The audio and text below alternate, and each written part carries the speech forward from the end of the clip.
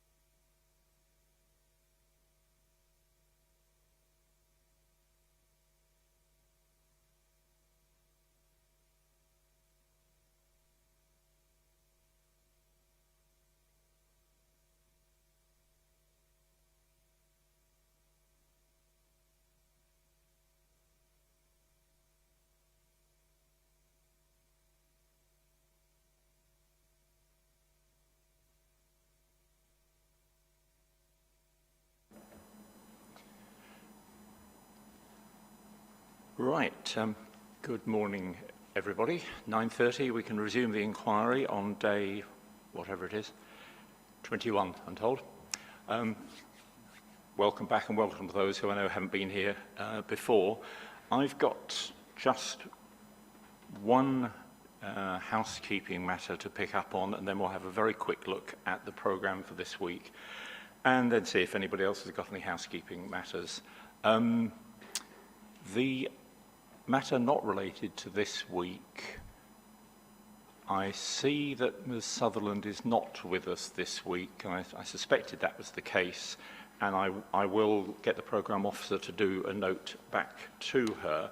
But for those who were here last week, you'll recall on Friday Ms. Sutherland was concerned about the approach that we'd taken to the available time for her cross-examination of a witness. Very soon after that, there was an email sent by Ms. Sutherland to the programme officer, which wasn't cross-copied to the other parties. And I think it's only fair to read the main points of that email so the other parties can be aware of it.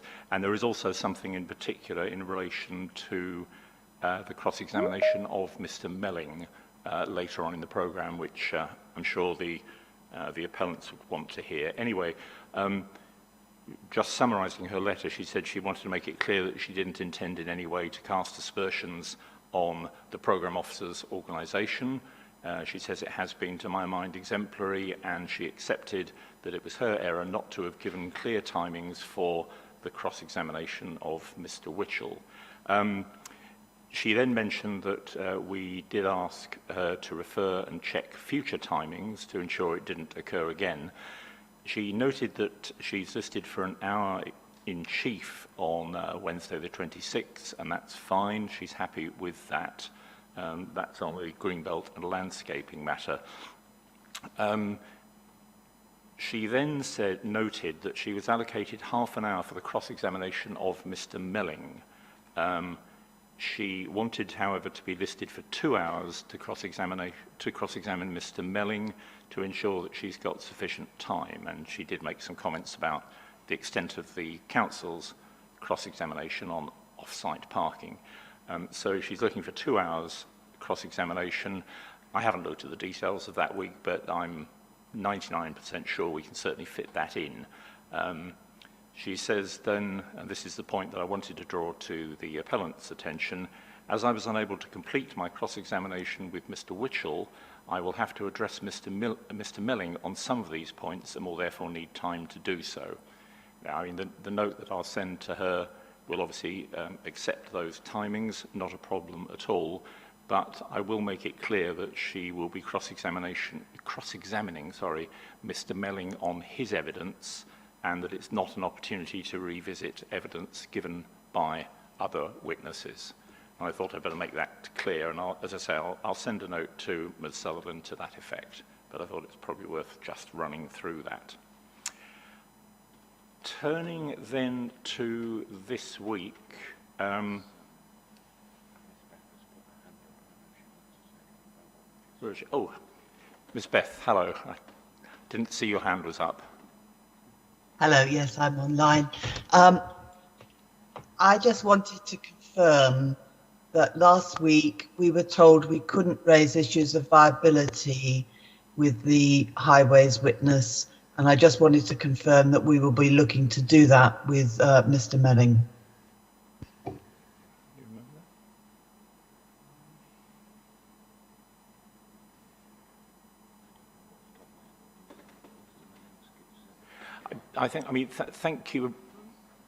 Thank you for that reference, Ms. Beth. I think what we need to do is have a look at Mr. Melling's evidence to see where he goes on that matter.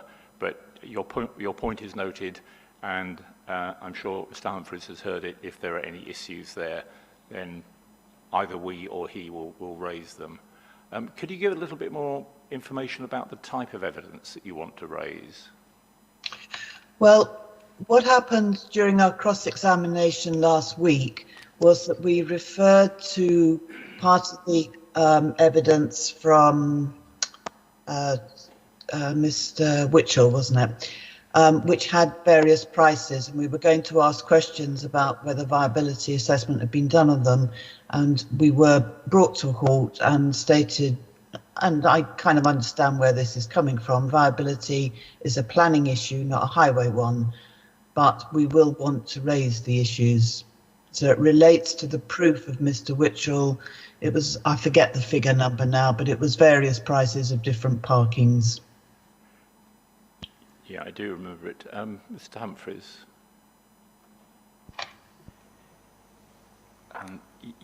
Yes, this seems to be, if I've understood it correctly, when Ms. Beth talks about viability, I assume she's talking about the viability of a car park. Yeah. And I'm not aware that we've actually raised any arguments about the viability of a car park. What we have said is that in order to provide an alternative to the off-site car parking in the Greenbelt, we need to be able ourselves to provide low-cost car parking. And we've made the, not a viability point, but I would have thought slightly obvious point that a surface car park in Silverzone costs less to construct than a multi-storey car park, and therefore can be offered at a more competitive price vis-a-vis off-site car parking. I think there's been a sort of vague suggestion that the airport could, in effect, use its other revenue streams to cross-subsidize car parking. And in relation to that, we did take some advice from Womble Bond Dickinson, which indicated that there could be an issue there in relation to competition if one car park provider was cross-subsidizing its parking products to undercut a competitor. It's not really a viability point. It's you know, as I have said before, our case is that we need both the Silverzone car parks, Coglu 1, Coglu 2, and the multi-storey car park, and we would want to construct all of those in accordance with demand. So, of course, you know, Ms. Beth can ask questions and explore the extent to which there is a point there, but I suspect fairly quickly she may come up against the point that we haven't actually raised a viability point, as I think she's indicating.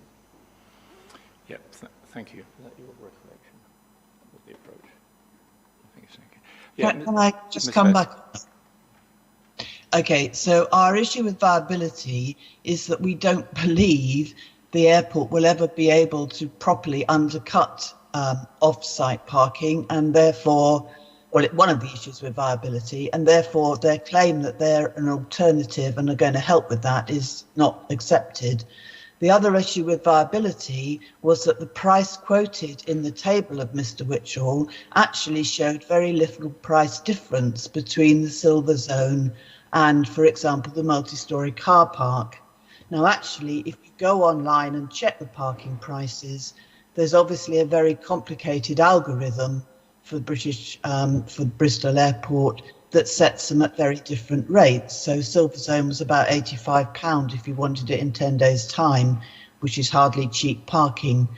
So there's a lot of issues of viability, but it's partly about that table. It's partly challenging this idea that providing parking in the Greenbelt, or the airport providing parking in the Greenbelt, will have any impact at all on off-site parking. Okay, well, thank you very much for raising that.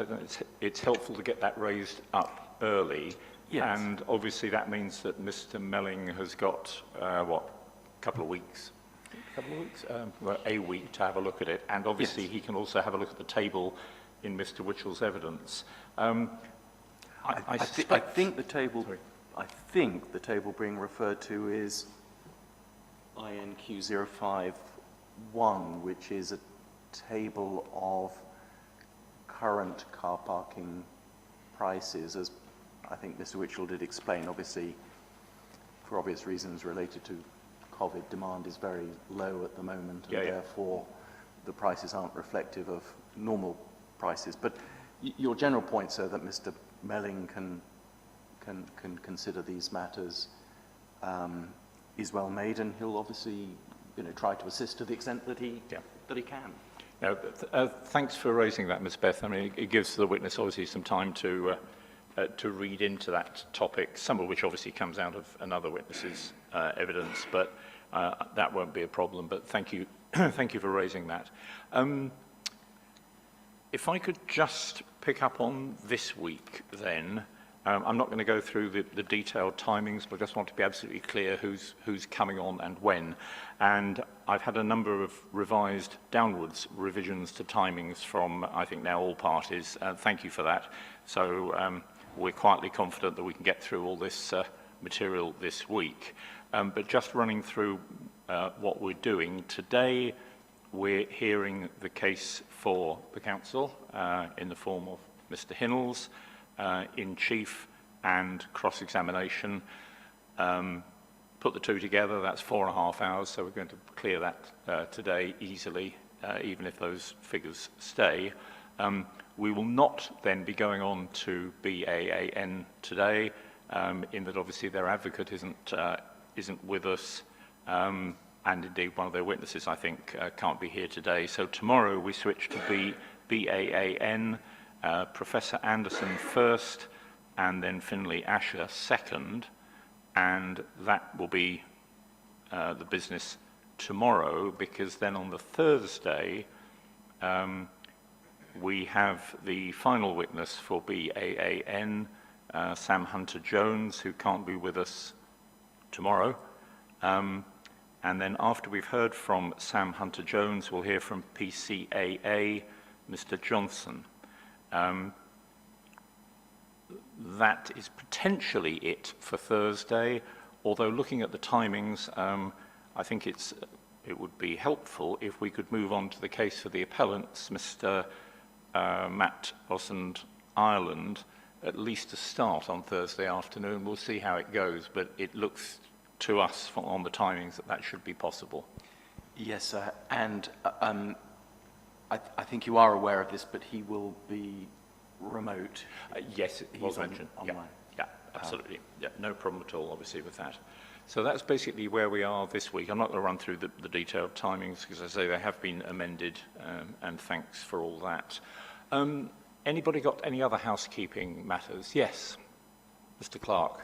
Sir, I thought this morning we were going to discuss the carbon value issue and how that was going to be dealt with.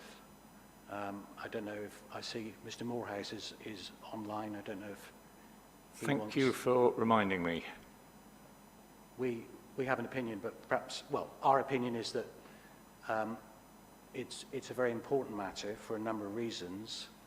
We would like the option of our experts to give a written note on it, perhaps in view of the fact we're all here this week, perhaps with 2 weeks' notice, if that was possible. Yes, thank you very much for reminding me of that. I'll be entirely honest about it. I had forgotten it. Various people said they were going to send me a link to that document, and nobody did, and therefore I completely forgot it. Thank you for that. Now, I don't know if I'm probably the only one who hasn't looked at this document. From the other parties who are here, just in general terms, how important is it, and how are we going to deal with it? Yes. So, the council's started to look at it. Yeah. The initial view is it is potentially quite significant. It has the potential to affect forecasts of demand in particular, and it also has the potential to significantly affect the economic impact assessment. You'll remember that BAL amended its position in the update to the environmental statement to take into account carbon, and we are looking at the potential implications for that assessment. I'm not in a position at the moment to be able to say much more than that, because my team are still looking at it and still trying to take in its ramifications. Part of the evidence you're going to hear this morning will explain what the differences are between the past position that government's adopted and what has happened, I think it was last week. And we do see it as significant potentially. Okay. How we deal with that in the inquiry context, I'm afraid I still haven't reached a concluded view. Let's park how we deal with it. I'm just trying to get a flavour for the importance that the parties attach or don't attach to it. Yeah, Mr. Humphreys, I don't know if your team has had a chance to look at it. Yes, sir, we have. And if you remember, I gave a very, very sort of preliminary view on Friday. I think our thinking is that there are three separate points here. The first point relates to forecasts. In the forecasts, the modelling took account of carbon prices as would be reflected in the UK emission trading scheme, so carbon prices. The BEIS document makes it very clear in terms, it's not implied, it's express, it says in terms that it is talking about carbon values, and it says they differ from carbon prices, which represent the observed price of carbon in a relevant market, such as the UK emission trading scheme. So the values that were produced towards the end of last week are not carbon prices, and because carbon values are not used in the forecasting, it makes no difference to the forecasting so far as we're aware. The carbon prices, i.e. how much would airlines have to pay and potentially then pass on to their customers, which would affect demand, is not affected. Second point. The document is quite clear that it is a set of values to be used as part of assessments, including a Green Book assessment and presumably also the relevant parts of WebTag if appropriate. We, of course, did discuss that in relation to Dr. Chapman's evidence, and we made very clear for a number of reasons that this development is not a government intervention for which a Green Book or WebTag assessment would be appropriate. Clearly for government, which is making choices between different things, it may want to apply a particular value of carbon to reflect that in the choice policy and other types of choices that it is making, but that's simply not what is being done here. So the values make no difference at all to our view on that. This is not a Green Book assessment. Third point, touched on by Mr. Taylor a moment ago. In York Aviation's socioeconomic impact report, which I think is CD 2.22,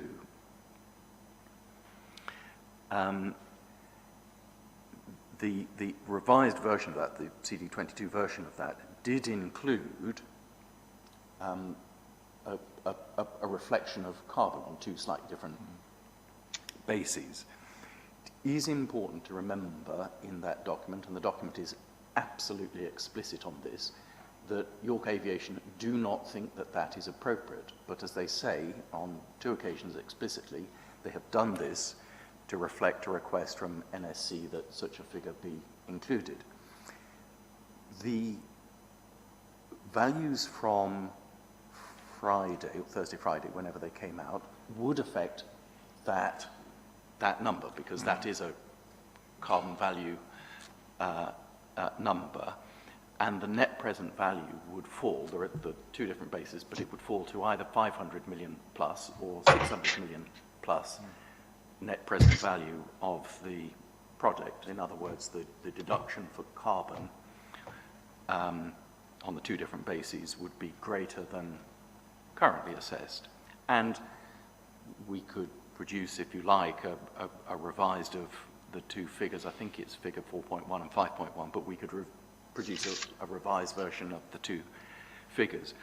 It is important, though, to note that that doesn't change York Aviation's view that it's not appropriate to include that figure, but if you do,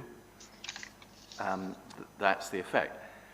So our view on this is that the effect is altogether more limited. In effect, I've told you what the effect is. It has an effect on that one red bar in a chart in figure 4.1 and 4.2. I hope I've got those numbers right. And that, for the moment, is our position, subject, obviously, to what anyone else may want to say. Right, thank you for that, Mr. Humphreys. Yes, Mr. Morehouse. Good morning, sir. The position so far as Dr. Chapman is concerned is that he isn't available at the moment. He's been contacted, and I think that he's indicated that he would like, if at all possible, up to 2 weeks to deal with the new matters. I think he's trying to get someone else to assist him with a response taking into account the new information.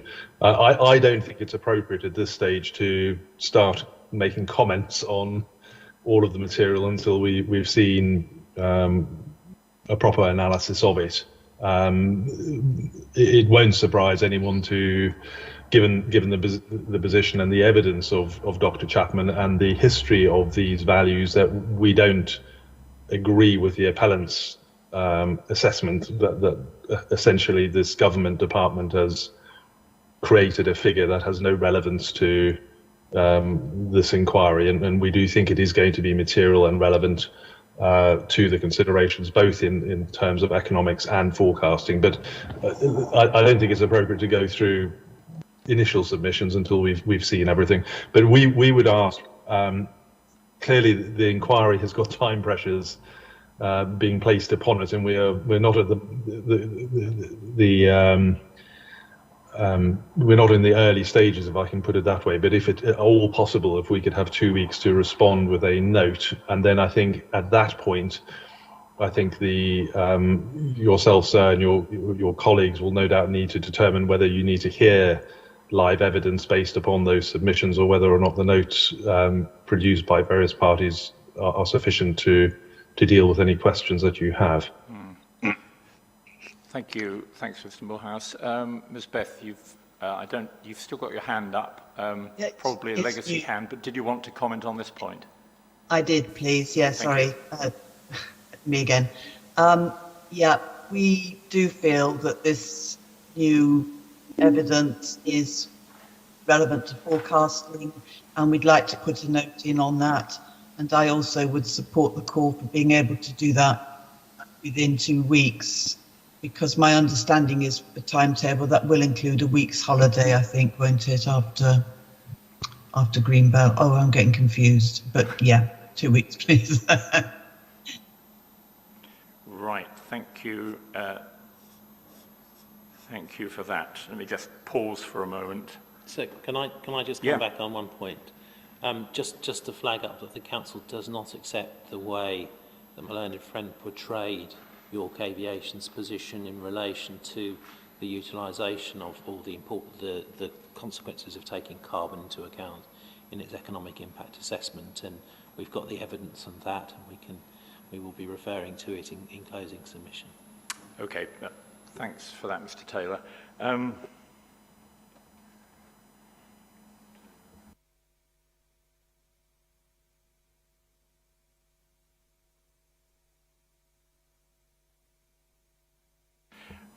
Right. Okay. First of all, and again, apologies for overlooking this one, but can somebody please send me a link to this document? Because I did try and find it last week and failed. Right. I will contact her. Thank you very much for that. I've obviously got some reading to do, and as I say, apologies for not picking up on that one. I think what my colleague and I will do is have a think about this over the lunchtime adjournment, and then we can come back to the inquiry first thing this afternoon and explain how we're going to deal with it in principle. I suppose the first thing to say, just in case anyone was wondering, is that this obviously is a matter which we will be considering. Whatever the views of the parties on its relevance, it is something that has come out that touches on, if not more, one of the topics, a couple of the topics of the inquiry, so we will be taking account of it. There's no question of it not being considered. The only question is how we deal with it. We'll talk about it over lunch and come back to you. My inclination, for pragmatic reasons, is to go by way of the submission of notes, simply because in terms of the inquiry timetable and the availability of key witnesses, it would be well nigh impossible to stick to the current timetable if we needed to hear from witnesses. Having said that, once we've had a look at notes, it might be that parties are saying, no, we really do need to recall our witness, and if that's the case, we will look at it. There's no guarantees there. But as I say, the important thing is that we will be taking account of it, and we'll come back after lunch to give you some indication of where we're going on that. Okay, any other housekeeping matters? I think not. Okay, in that case, Mr. Taylor, over to you.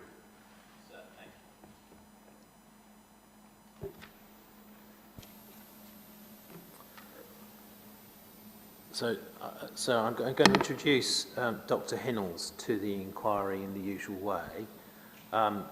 You indicated last week, because of pressure of time, that we needed to be as focused as possible in examination in chief, and that, I hope, is what we're going to do. We're going to do that by taking all of the evidence, the proof, the rebuttal, the supplementary proof as read, Yep. And we're going to pare down the evidence to the inquiry to what we see are the bare essential points. So I hope it's going to be useful. So let's begin, please, Dr. Hinnells, with your proof of evidence. And we're going to turn in that to page 7, which is page 10 of the PDF. You are Dr. Mark Hinnells, is that correct? I am, yes. And you've worked in a professional capacity in relation to energy and environmental policy since 1990. That's correct. Yeah. You explain in your proof that you're a senior consultant with Ricardo Energy and Environment, and you've held the position that you currently have since 2017, is that right? That's correct. And you explained that your role at Ricardo is to lead work aiming at significant carbon emission reductions for large sites, including airports. You've recently led on estimating future energy demand and exploring options for mitigating carbon emissions across several airports.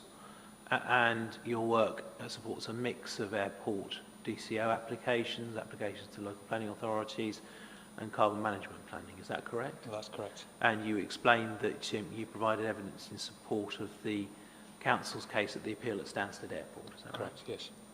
Thank you.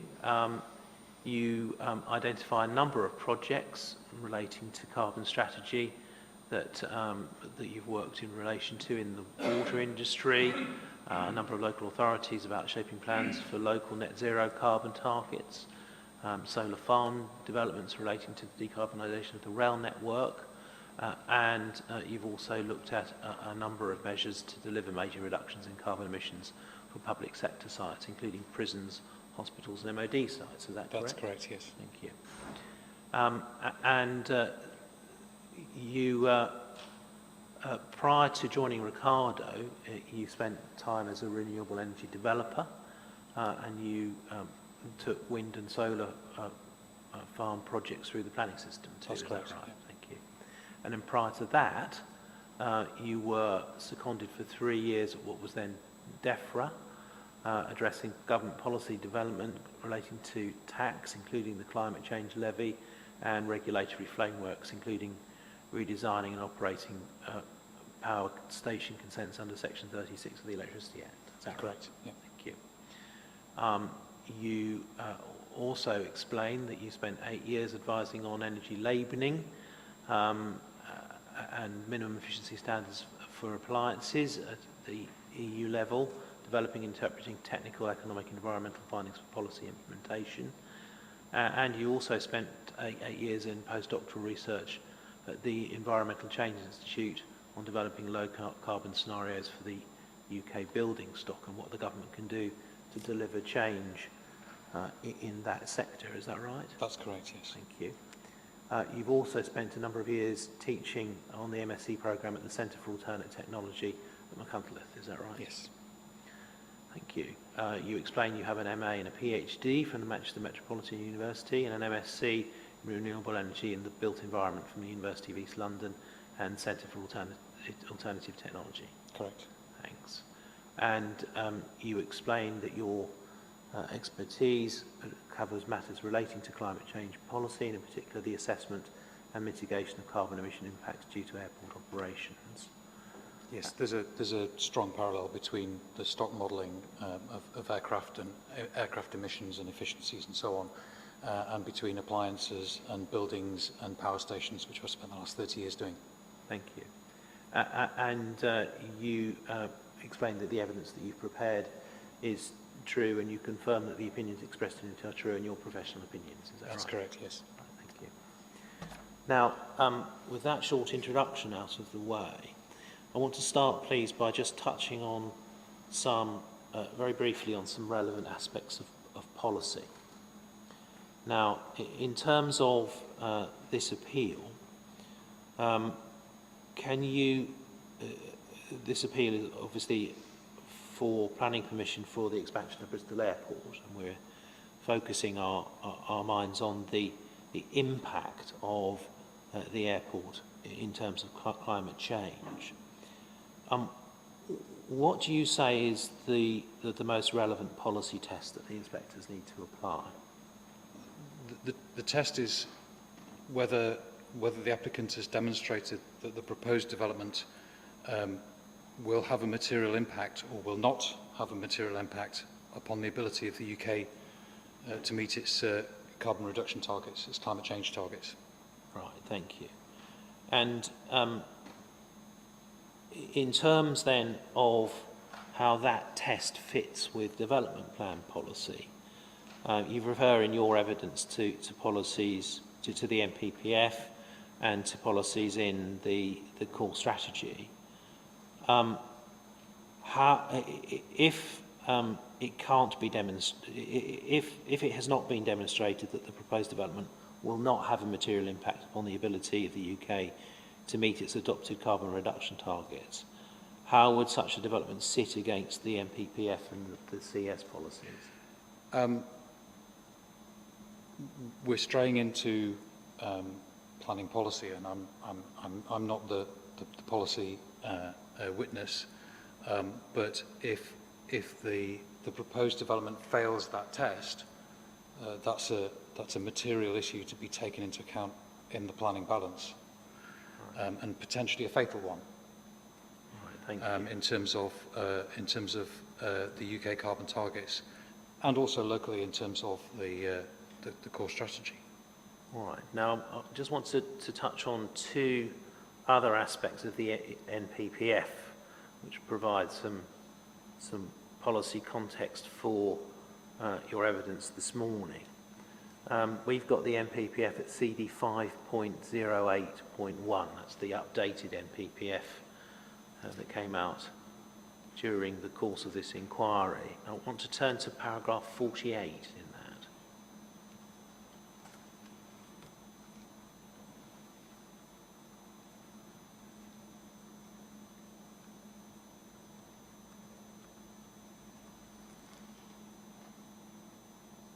Now, this paragraph addresses the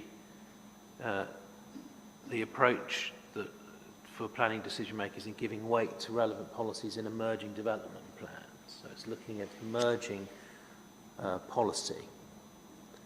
Now, obviously in the situation we're in at the moment in relation to climate change and aviation, the government's published its Jet Zero consultation, and so we have emerging national policy.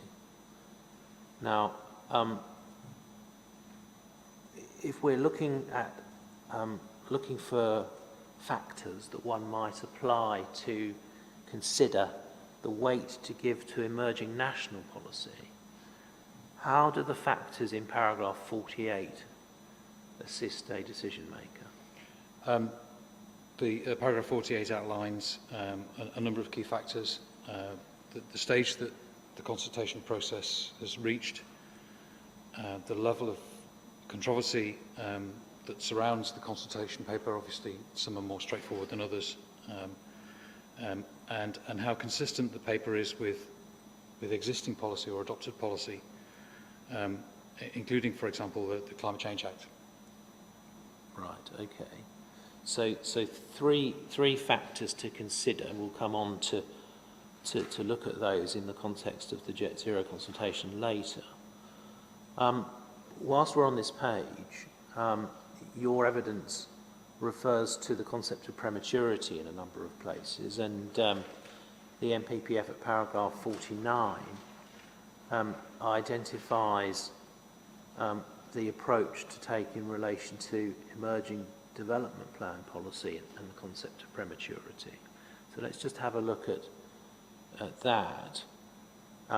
We can see that in the context of the framework, arguments that an application is premature are unlikely to justify refusal of planning permission other than in limited circumstances where both the development is so substantial or cumulative, or its cumulative effect would be so significant that to grant permission would undermine the plan-making process by predetermining decisions about scale, location or phasing of new development that are central to the emerging plan, and B, the emerging plan is at an advanced stage but is not yet formally part of the development plan for the area.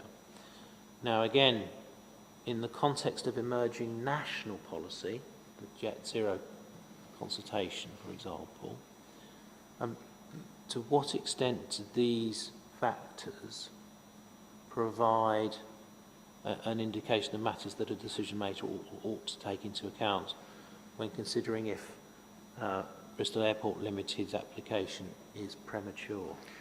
I think the same factors are relevant when considering a national application as a local application, and a key issue is would granting planning permission undermine the formulation of national policy or run against the formulation of national policy by predetermining issues which are rightly for national policy to consider. And a further issue is, has the consultation process reached an advanced stage but which is not yet adopted? And Jet Zero, the consultation closes, I believe, at the end of this week. So it could be said to be... I think it's tomorrow. 11:45 p.m. tomorrow. It could be considered to be at an advanced stage then. All right, thank you. Well, we'll come back to those factors later. All right, that's, I think, probably all we need to address in terms of the policy context, just setting out the tests and the factors. Let's turn to the making best use Sure. of existing runways document. We've got that at CD 604. I don't know that we necessarily need to turn it up for what we're going to deal with, but let's see. Now, MBU, as I'm going to call it, I think we have been referring to it as that at this inquiry already, was published on the same day as the ANPS, wasn't it? Yes, they are twin sisters, if you like. They were delivered on the same day. Now,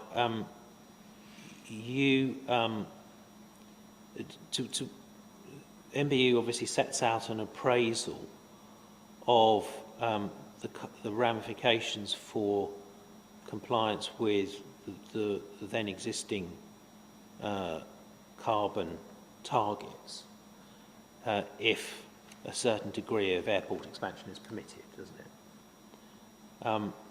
Now, what appraisal does MBU contain which identifies that further airport expansion, including Bristol's application before this inquiry, can come forward on a basis which is consistent with ensuring the attainment of the 6th carbon budget target? Dr. Hinnells. It doesn't include any analysis of 6th carbon budget. It was a 2018 document, so it was prior to the decision to amend the Climate Change Act from an 80% cut to a 100% cut. It was prior to the 6th carbon budget advice and the government's 6th carbon budget decisions, including the incorporation of international aviation and shipping within the 6th carbon budget period. Okay. So it's very, very difficult to translate MPU. If I can use some of the background from working in other sectors of the carbon economy over the last 30 years. Working in other sectors and watching aviation triple in capacity and double in emissions has been really rather hard. If I could put it this way, there's been a bit of an exceptionalism surrounding aviation. And other sectors of the economy have had to make policy changes, changes in process, changes in manufacturing, changes in all sorts of ways, which aviation hasn't had. And it was really only in 2019, with the decision to move from an 80% cut to a 100% cut, that aviation has really been exposed to the implications of climate change.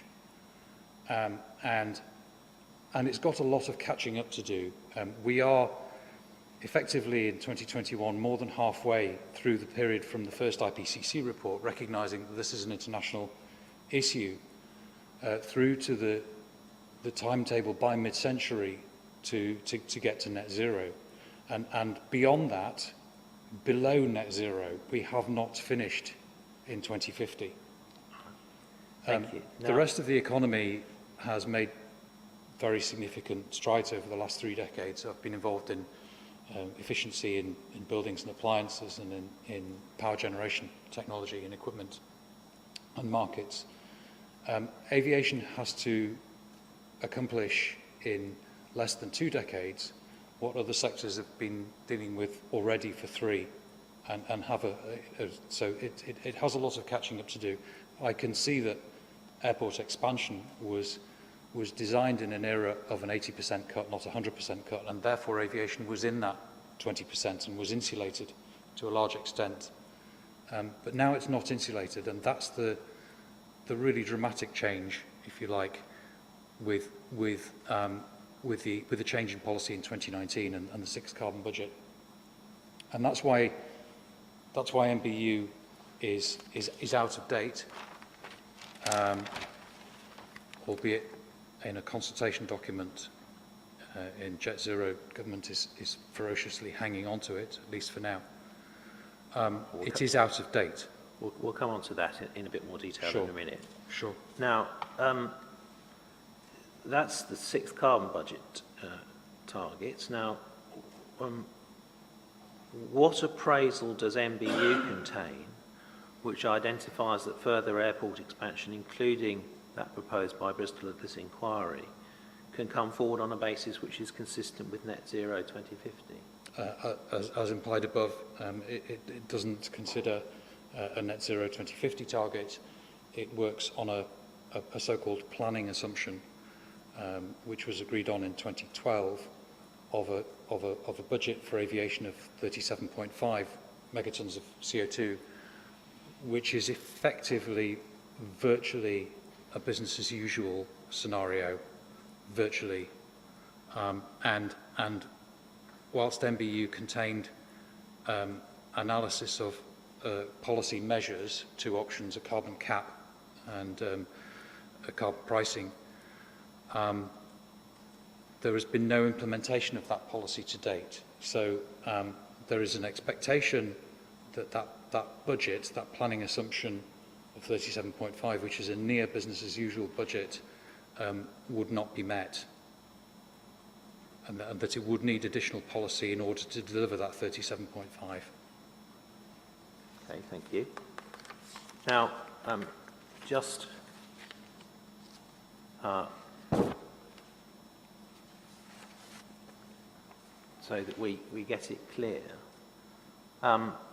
as we are aware in the Jet Zero consultation, in a footnote, the Department for Transport explains that its view is that MBU is the most up-to-date expression of government policy. We've seen that. I'm not going to take you to it. Indeed. Now, given what you've just said about the appraisal of carbon emissions contained in that document, both against the 6 carbon budget target and the net zero 2050 target, if MBU is the most up-to-date expression of government policy, is it up-to-date or what? Indeed, it's not up to date, and I did cover this in my the supplementary proof of evidence. That was in the section on pages 7 and 8. That it was. Sorry, that's NSC W6/4. So it was the most up to date, but that does not mean it is up to date. And it's also worth drawing attention to the fact that actually on the same day, government published 3 documents. There was the Transport Decarbonisation Plan, there was the Jet Zero Consultation, and there was supporting evidence. What's really important to note is that the only policy statement of those 3 is actually the Transport Decarbonisation Plan. That's the policy. The policy statement was silent on MBU. The consultation document, in other words, it's not policy, it's a discussion, including footnote 39, said that it is the most up-to-date statement, and that we do not believe that we would need to constrain capacity, but the supporting analysis was not as clear-cut as that. The supporting analysis said that we may not need to constrain capacity. So on the same day, reading between the 3 documents, there were actually 3 different government positions. One was silent on policy, one was consulting, saying we want to stick with MBU, it is the most up-to-date, but as we've discussed, not up-to-date, and one which said, actually, do you know what, we may need to think again. Thank you. Now, that's MBU, but of course before MBU we have the APF. That was published, I think, in 2013. Indeed. Yes. To what extent do you consider, in the light of the carbon position as set out in MBU and the evidence you've just given about the extent to which it takes into account current carbon reductions targets, to what extent do you consider that the APF can be seen as being up to date in its support for airport expansion? Well, that was earlier, and therefore even further before the decision to amend the Climate Change Act in 2019, and therefore it clearly cannot take into account the amendments of the Climate Change Act in 2019, the decisions on the 6th carbon budget, and the incorporation of international aviation and shipping within the 6th carbon budget. Okay, thank you. Right. Now, we have also seen at this inquiry the decision letter from the Stansted inquiry. We've got it as CD 613. And we have seen the discussion of MBU in that document. Where in the decision letter do we find the inspectors grappling with whether MBU is up to date or out of date by reference to the new carbon reduction targets in the 6th carbon budget in net zero 2050 and the decision to include international aviation within those targets? Could you remind me of the CD number? Yes, 613.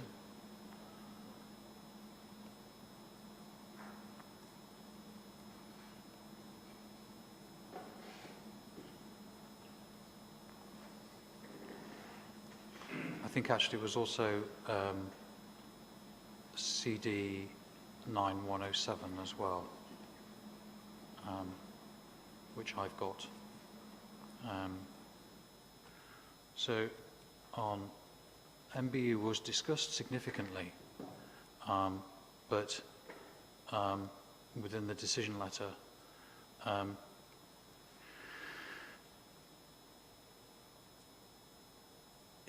at paragraph 18, the decision letter discusses MBU. MBU is a recent expression of policy by the government. It is given in full knowledge of UK commitments to combat climate change, having been published long after the Climate Change Act 2008 and after the Paris Agreement. I have to say, as having been intimately involved in that inquiry, I find parts of this letter were evidently written, if I may say, before the decisions on the 6th carbon budget were announced by government, because it still refers to the 37.5 planning assumption as being current, and elements of that letter, that decision letter, were written after the 6th carbon budget. And I have to say, I don't believe that due regard was given to the implications for MBU of the 6th carbon budget. And I think that, as a matter of law, it could be regarded as an error and the subject of a challenge in the High Court to the Stansted decision letter. Well, we know, don't we, that the council has actually, the North Somerset Council has made submissions in that judicial review to that very effect. Indeed. Now, if we look in the in this decision letter and we turn, for example, to paragraph 87, which is on page 15 of the PDF.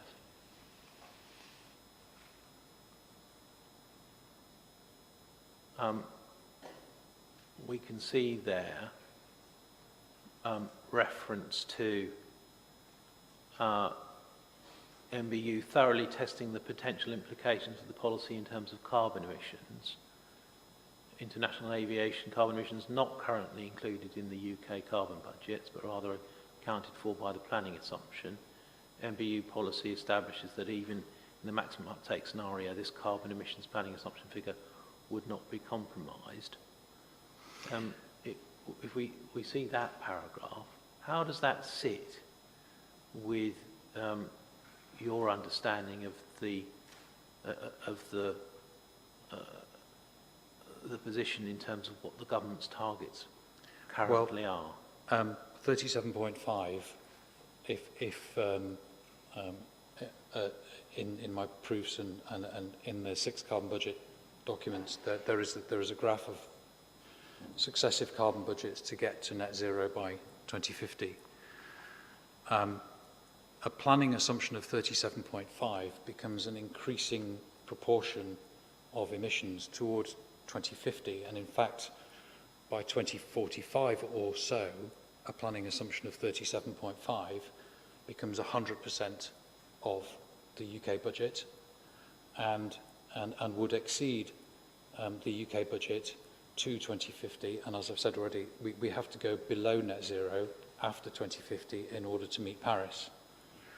I don't see any compatibility between the planning assumption of 37.5 and a net zero target. They are self-evidently mathematically incompatible. And that is why MBU has to be regarded as out of date. You cannot hold two numbers in your head at the same time that are different. Let's turn on, please, to page 26 of the PDF, paragraph 153.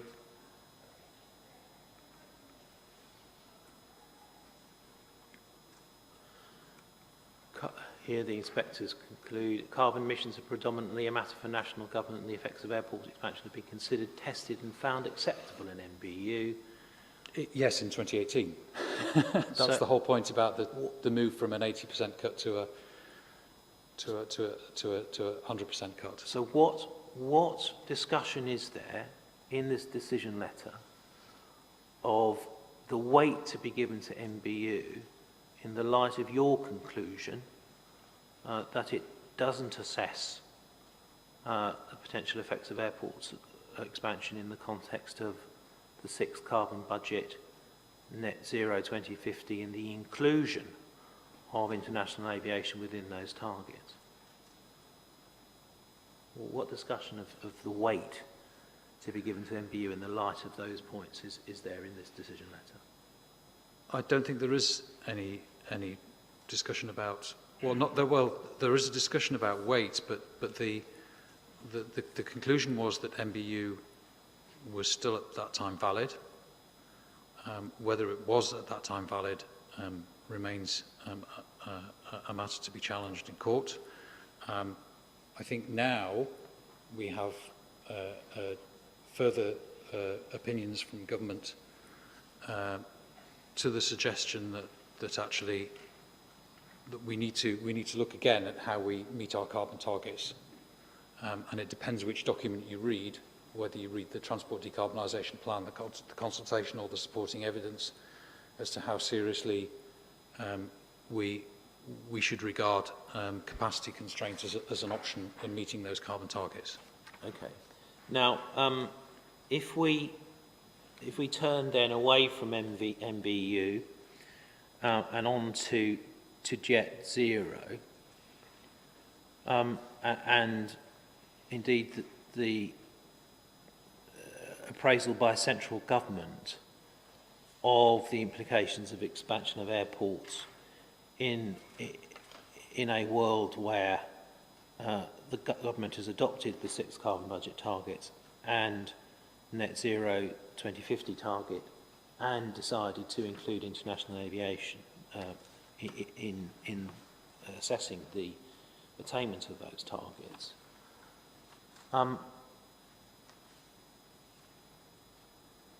We've just seen the inspectors at the Stansted inquiry concluding that the assessment of carbon emissions in that context is predominantly a matter for national government. To what extent can the inspectors at this inquiry, or indeed Bristol Airport Limited or North Somerset Council, or indeed any of the parties to this inquiry, conduct an appraisal into the extent to which the expansion of airport capacity is compatible with the attainment of the sixth carbon budget targets? Can I separate that out into 2 points? So the first point is that MBU said carbon is a matter for national government to consider, and that is correct. But it is not only a matter for national government to consider. There was nothing in MBU which prevented the local authority from taking into account carbon emissions in its decision. And if it had tried to do that, I think it would rub up against or even be potentially incompatible with the objectives in the National Planning Policy Framework. So I think to start with, the decision that North Somerset Council took, the Planning Committee took, was reasonable to consider carbon as one of their reasons for refusal. The second issue, that's at a local level, the second issue about looking again at if MBU is out of date and we need to look at it again in the context of the sixth carbon budget and the inclusion of international aviation and shipping within that sixth carbon budget, clearly neither the applicant nor the council are in a position to make a judgment UK-wide about how we meet a new carbon target. That's clearly for central government to do. Right. And so in advance of any concluded assessment of the implications of airport expansion for the attainment of the 6th carbon budget target, or net zero 2050, to what extent can it be demonstrated in this inquiry that the proposed development is consistent with the attainment of the UK's carbon target? It can't be demonstrated by the applicant, and the council and the inspectors could not see that it could be demonstrated that the development is consistent with the UK's carbon target, particularly the 6th carbon budget period and net zero in 2050. Right. Now we've got the Jet Zero consultation paper. We've got the documents, I think, as CD 9.135 and CD 9.136, the consultation paper and the evidence and analysis document, respectively. You've explained before that those documents represent a consultation process. To what extent does the Jet Zero consultation material represent a concluded assessment by central government which demonstrates that the expansion of airports into the future, including the expansion proposed at this inquiry, is consistent with attainment of the relevant national carbon reduction targets? Jet Zero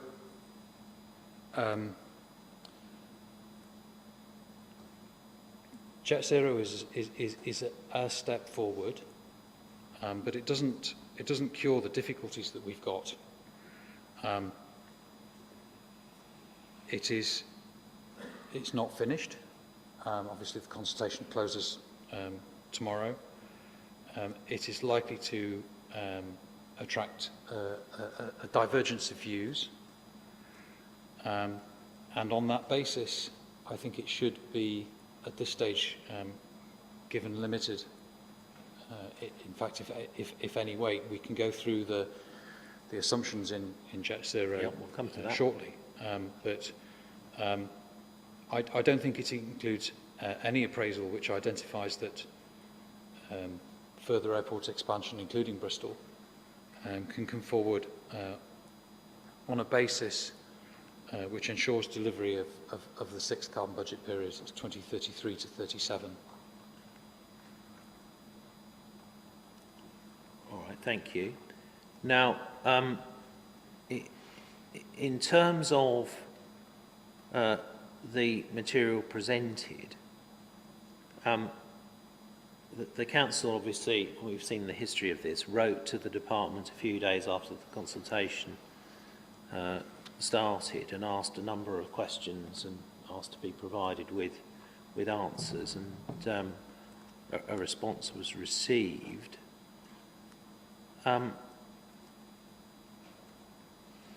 What issues do you say remain in engaging with the consultation process and the material that's been provided to date in relation to its sufficiency to enable an informed response? There are outstanding issues, I think, in almost every section, which I'm sure we'll go through, in terms of aircraft efficiency, in terms of uptake of sustainable aviation fuel, the future of electric aircraft, the ability to offset emissions, and therefore that challenges the basic assumption that that there is a technological solution to aviation. There is certainly progress that can be made, and I should actually declare an interest here in that Ricardo, as an organisation, as a large consultancy of something like 4,500 people, has government funding for electric drivetrains for aircraft, but they are at a very early stage. But we can comment on that, you know, as an organisation with knowledge. We also have one of the first, we're also part of a consortium that has one of the first hydrogen aircraft in the air.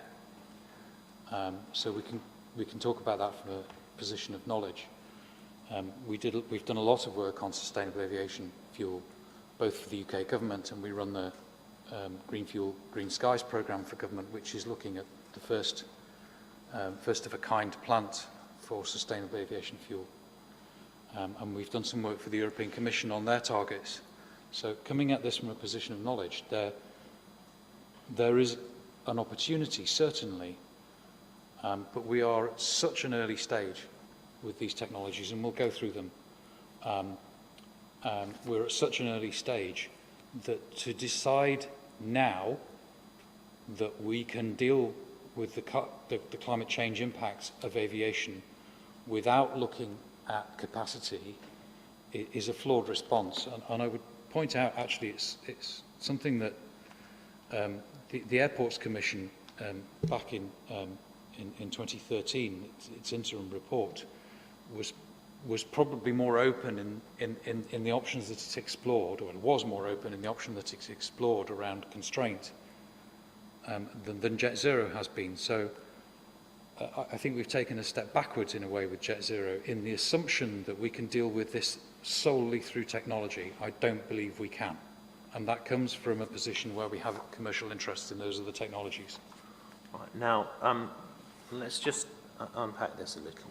We've seen the Jet Zero document, and we know that it's formulated in a particular legal context where in Section 1 and Section 4 of the Climate Change Act 2008, there are legal duties to introduce proposals and policies to ensure, that's the word used in the Act, attainment of the carbon reduction targets. Section 1 for net zero 2050, Section 4 for the 6th carbon budget. Now, in that context of the need to ensure attainment of those targets, what assessment of the likelihood of attainment of those targets is set out in the consultation document? There was no assessment of likelihood or risk.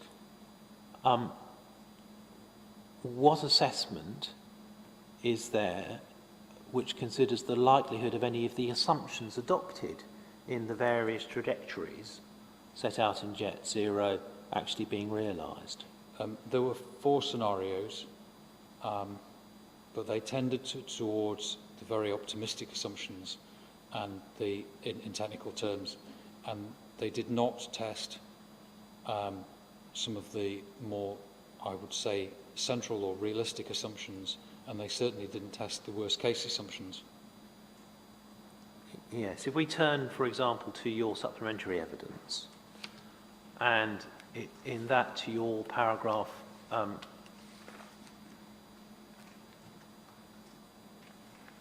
45, you refer to paragraph 4.3 of the evidence and analysis paper, which refers to significant uncertainty, and therefore the scenario should be seen as illustrative pathways rather than forecasts. You see that? Mm-hmm. And then you explain at your paragraph 46 that must mean that the statement that net zero can be met with the future capacity assumptions consistent with MBU and the AMPS is founded upon illustrative pathways, not forecasts. And then you referred to the DFT response that received to the Council's letter, which stated, "We have not produced official forecasts. Our illustrative scenarios suggest net zero could be achieved if the challenges we have outlined for each scenario are overcome with future capacity assumptions consistent with MBU and the airport's national policy statement." So when we read that proviso, if the challenges we have outlined for each scenario are overcome, what appraisal is there for the public to be able to respond to, which examines the likelihood of the challenges that they've outlined being overcome? There is no appraisal, and I'm sure we'll go through in more detail, but in general, Jet Zero was based upon a literature review rather than government commissioning its own evidence, with the possible exception of the efficiency work, which was jointly commissioned with the CCC. But the assumptions around sustainable aviation fuel, around electric aircraft, around offsets or removals, because offsets have got a very limited policy life. We have to get to removing CO2 emissions. Okay, let's turn back in your supplementary proof to the page 7 of the document, page 9 of the PDF. And at paragraph C at the top of this page, you refer to paragraph 341 of the consultation, the Jet Zero consultation paper. Sorry, page? Page 7 of your supplementary, page 9 of the PDF. Yes. Paragraph 341 is set out at paragraph C. It refers to, even if the sector returns to a pre-COVID demand trajectory as we've assumed, we currently believe that the sector can achieve Jet Zero without the government needing to intervene directly to limit aviation growth. And it goes on. Now, if there's been no analysis of the likelihood of the various challenges being overcome for each scenario, what evidential basis is there for the current belief set out in that document? It's an article of faith rather than an evidence-based position, I believe, and it really accords with the central case within the DFT, the emissions pathway under Jet Zero, at least as far as 2030 and possibly even as far as 2035, accords generally with the pathway from the DFT 2017 forecast, the central case. And in that regard, the early years of the Jet Zero policy are really a business as usual case. And I have to say, I've been looking at it thinking that's a 2017 perspective. That's prior to the change in the Climate Change Act. That's prior to the sixth carbon budget. There's nothing in here that acknowledges the sixth carbon budget or shows how the Secretary of State, as you pointed out, is fulfilling his duty. That's the word of the Climate Change Act. His duty under the Climate Change Act to ensure that the targets are met. I don't see that the Jet Zero fulfills that duty.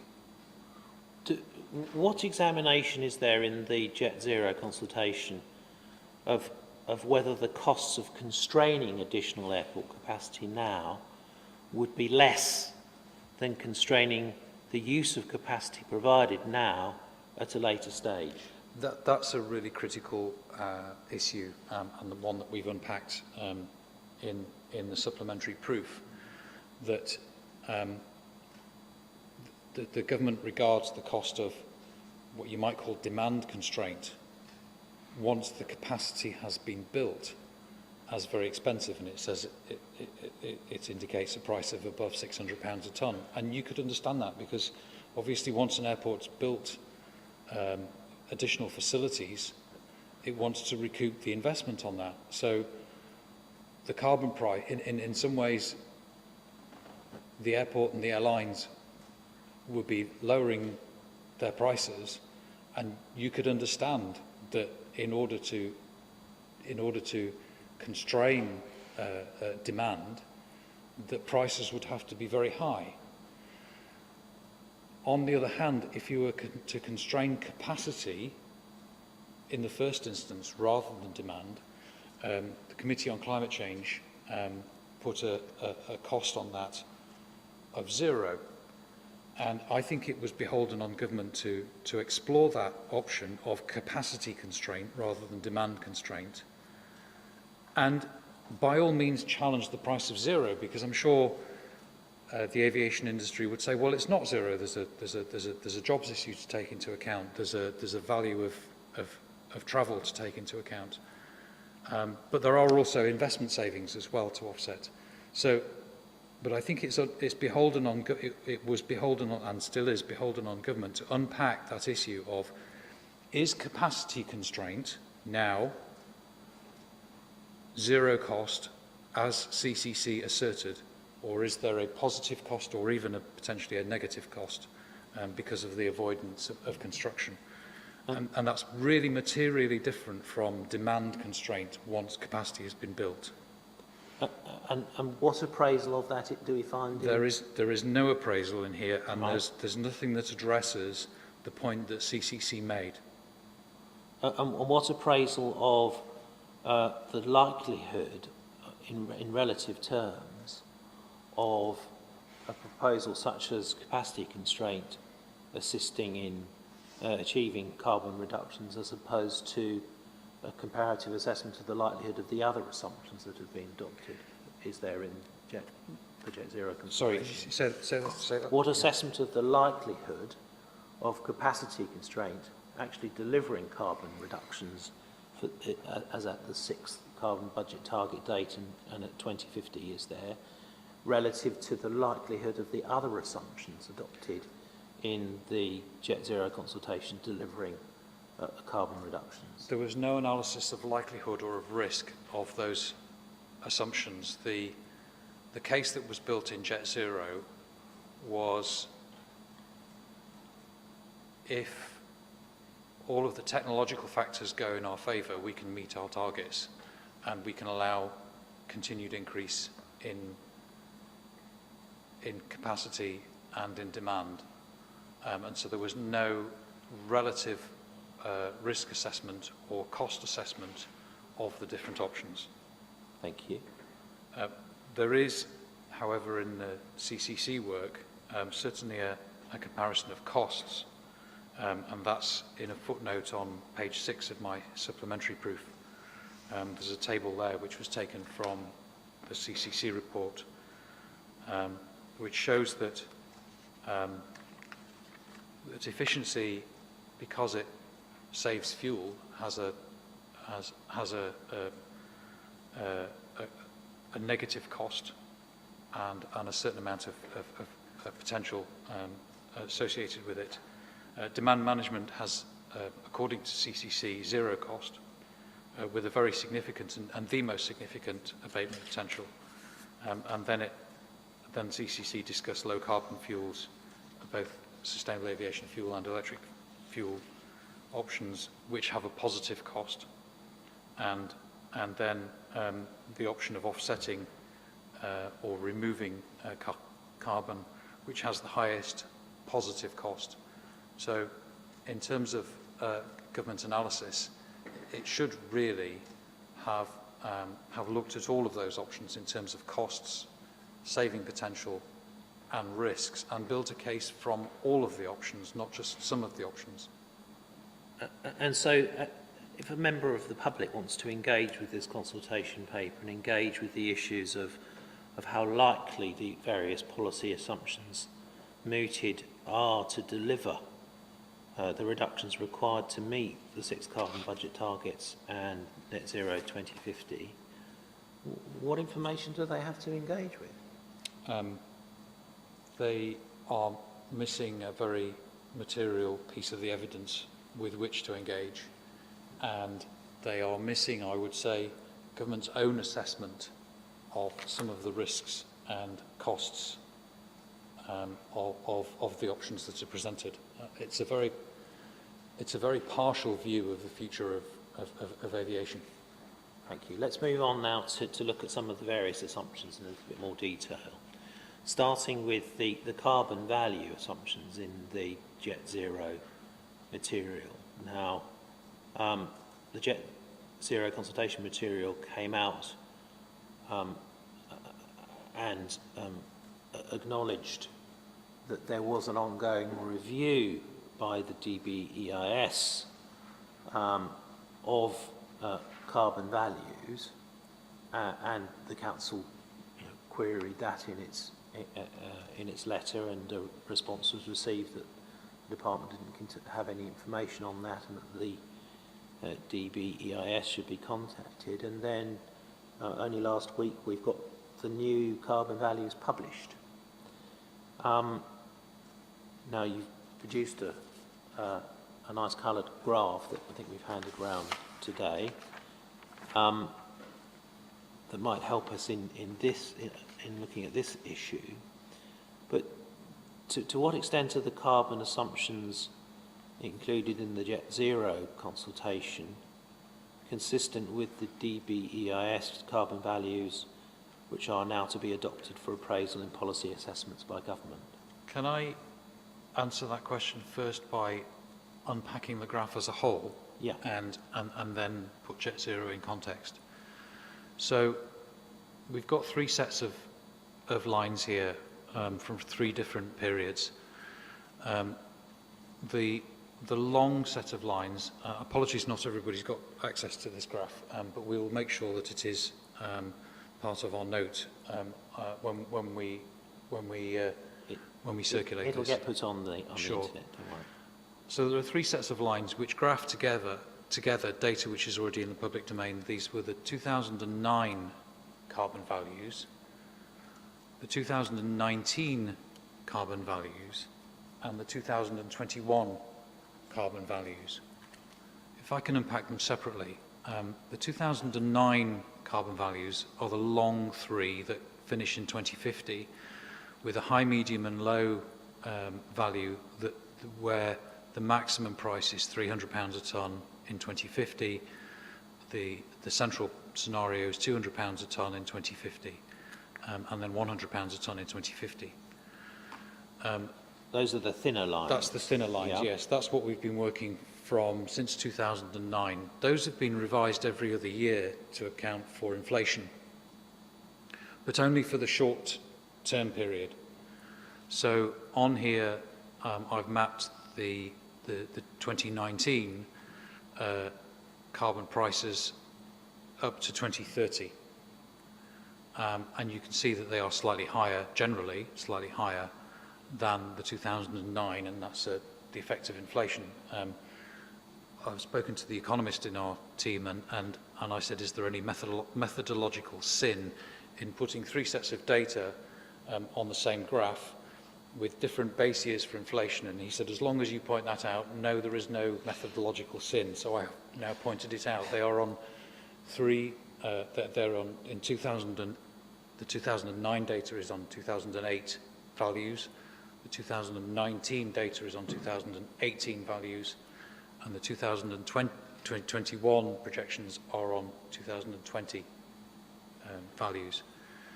So with that in mind, you can see some effective inflation between 2009 and 2019. What's happened between 2019 and 2021 is because of the move to 100% cut rather than an 80% cut. The amendments to the Climate Change Act, although it was 2019, it was after these data were produced. And the sixth carbon budget decisions, including the incorporation of international aviation shipping. And government has also moved very substantially away from, in the past, it's had two bases for thinking about the value or the price of carbon. One is, what's the social cost of carbon? What's the damage caused by carbon emissions? And the other is, what's the cost of doing something about it? What's the policy cost? It's moved very decisively towards a policy cost, because this is now policy. We have to deal with climate change emissions to get to net zero by 2050 as a matter of law. So the issue is, how do we do it? Not what the cost is, but how do we do it? And to achieve that change across the economy has led to very steep rises in carbon price, particularly in the short term. In the next few years, we're talking about an increase of more than an order of magnitude in carbon price. More than an order of magnitude in carbon price between the central case in 2019 and the central case in 2021 in the short term. In the that is between now and 2030. By 2040, we're still talking about a factor of between 3 and 4 times higher against 2 years ago. And in 2050, we're still talking about a factor of 2 times higher as a carbon price. And carbon value. Now, there is no point in a value if it doesn't become a price. It is the basis for policy, and the fact that there is a difference between carbon price and carbon value now indicates a need for policy intervention. The central carbon value now, today, the central value is, let me just move away from the graph to my chart, is in 2021 is £245 per tonne. The price in the emissions UK emissions trading regime is just under 50. So there's a factor of nearly 5 different between the price and the value at the moment, and that indicates a policy gap. It's a need for intervention by government, and that's partly a result of the fact that, for example, elements of aviation currently have a free allowance until 2025, probably, but the last few years subject to consultation. And increasing from there. It represents that in order to achieve the targets in the 6th carbon budget, early action is critical in order to get to the targets of a 78% cut, including international aviation shipping in the period 33 to 37, which is now embodied in a statutory instrument. Okay, so on this graph, we've also got 2 dots. We've got 2 dots indeed. And the purple dot, that's the lower of the 2 on the graph, that represents the Jet Zero scenarios 1 and 2. Yes. Assumptions about carbon Pricing by 2050. Yeah. Now, they're dots because even with the expanded data set released by DFT following the Council's letter, they didn't disclose the carbon price assumptions prior to 2050. They only disclosed the end value. So that's why they're dots. Okay. But you can see that the 2 dots, the dots for scenarios 1 and 2, and the dot for scenario 3 and 4, which is some change in uptake of either electric or sustainable aviation fuel. Those 2 dots are between the central price and the low price. So there's no price assumption or no carbon value assumption in Jet Zero, which is representative of the central assumption, and nothing that's representative of the high assumption, which climbs to nearly £600 a tonne. Yeah. And that, if we recall, is the price that DFT said we would have to see for demand constraint once airport capacity is built, for demand constraint to be effective at that point. Right. So this throws into very stark relief if it is the case that CCC were right and capacity constraint as opposed to demand constraint has a 0 cost, price or value. Why on earth was it not part of the consultation? Okay, so in terms then of the consistency of the Jet Zero consultation material and the latest carbon values published by the Dbeis last week that are to be adopted for appraisal and policy assessment, how consistent is the Jet Zero consultation material with those new values? I think they need to have another look. So when you say they need to have another look, They need to have another look at the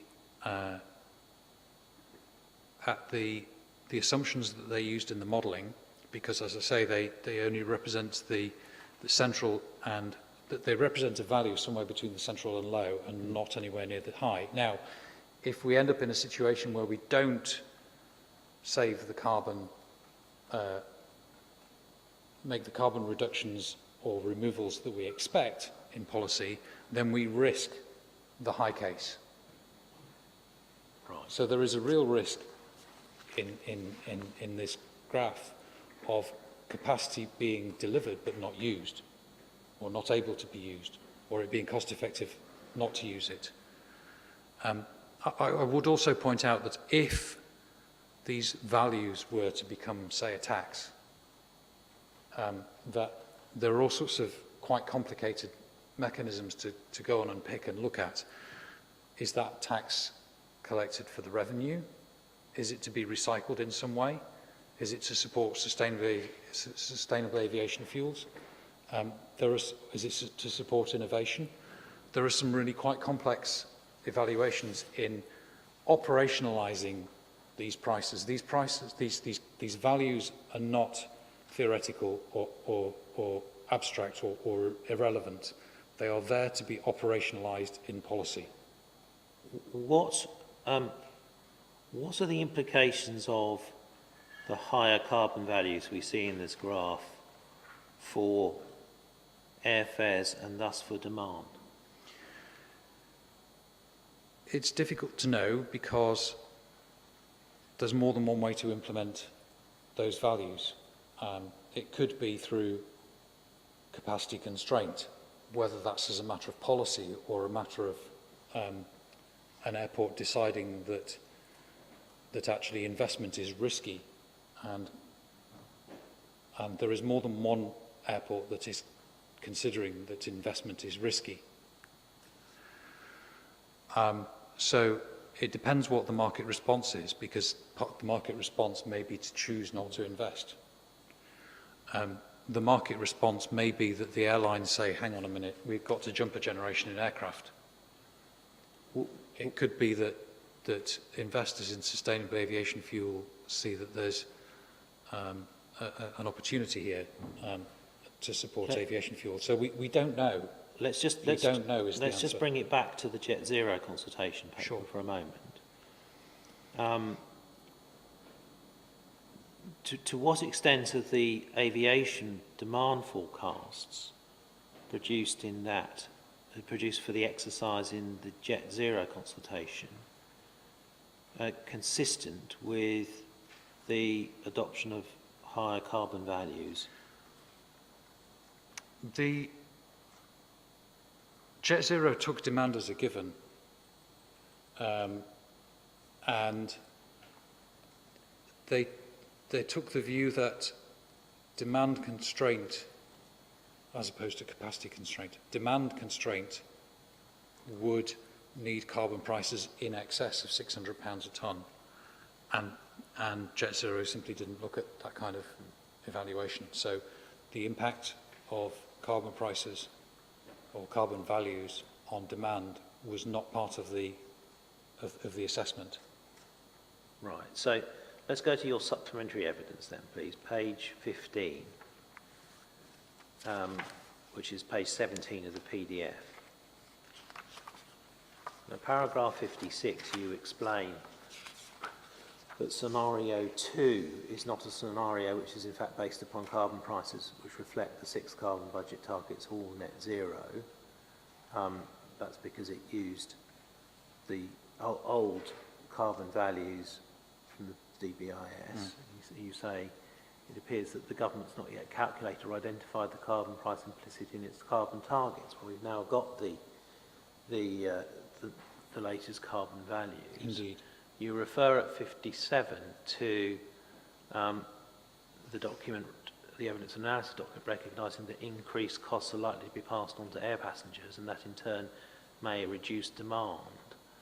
You say that's important since higher prices will reduce demand. Yes. The DFT response explains that no analysis of the impact of market-based measures on fares has been undertaken. And then you go on to explain that if demand's reduced, then the need or scope for further expansion will reduce, and that has the potential to mean that not all airport expansion will be required. And you say that doesn't seem to have been taken into account in scenario 2. And you go on to say the revised carbon pricing, which will be the output of the ongoing review, the pricing for values that we've now got, will also affect this issue, and that the demand forecasting will need to be revised once the review is concluded. So what's your view as to the implications of the carbon values now produced for the need for revised demand forecasting? I'm sure DFT are on it now. So when you say that, do you mean that the DFT needs to produce further forecasts, or that they can produce them at some point later? I think that the forecasts and the scenarios that they've produced are not representative of the variety of carbon prices that we've seen published last week, not only in the long term, Hang on, but we in the didn't short term. see any carbon prices published Values. last week. Values. Well, it's very important that we get this right, because both you and Mr. Taylor are confusing values and prices. And in fairness to you, you are correcting Mr. Taylor sometimes, but it is important. Prices are what go into the ETS and forecasting. Yeah. Values are Green Book. If Green Book values. if I can correct you, prices are not what goes into the UK ETS. Prices are an outcome of the ETS. Sorry, what I mean is go into forecasting based on ETS. But as long as we've got that distinction, that's no, important. it is important. It is an important distinction, and I don't mind being picked up on it.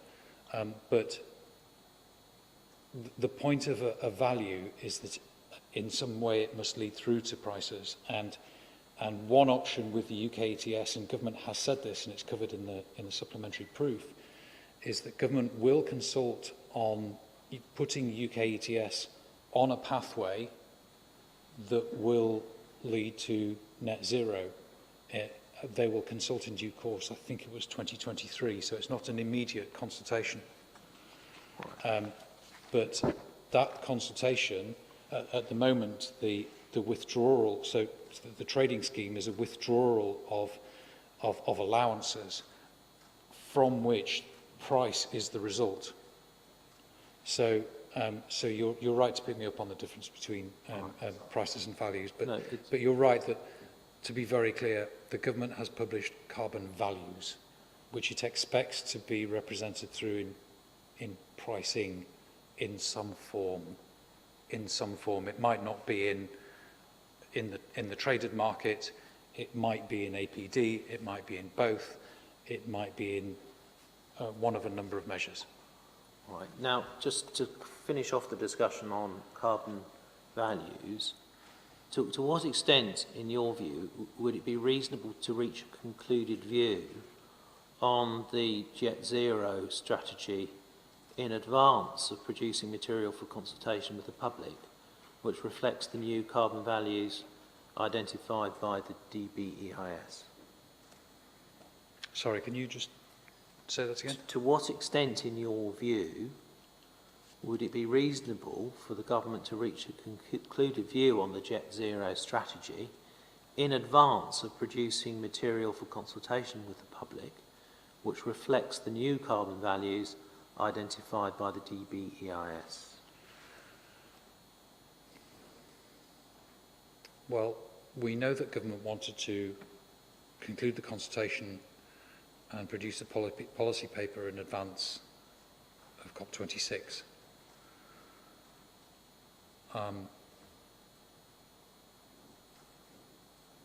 It's difficult. if there are options that are changed materially by having a different carbon value, it would make sense to have a consultation on them. Whether that's consulting on an element or on the whole is an important question for government to unpack. But if it hasn't consulted on something that's material, perhaps it should. Right, thank you. Now, fuel efficiency. Is that a good place for a break? Certainly, yes. Okay. Yes, that's Right, let's take a short break till past, please.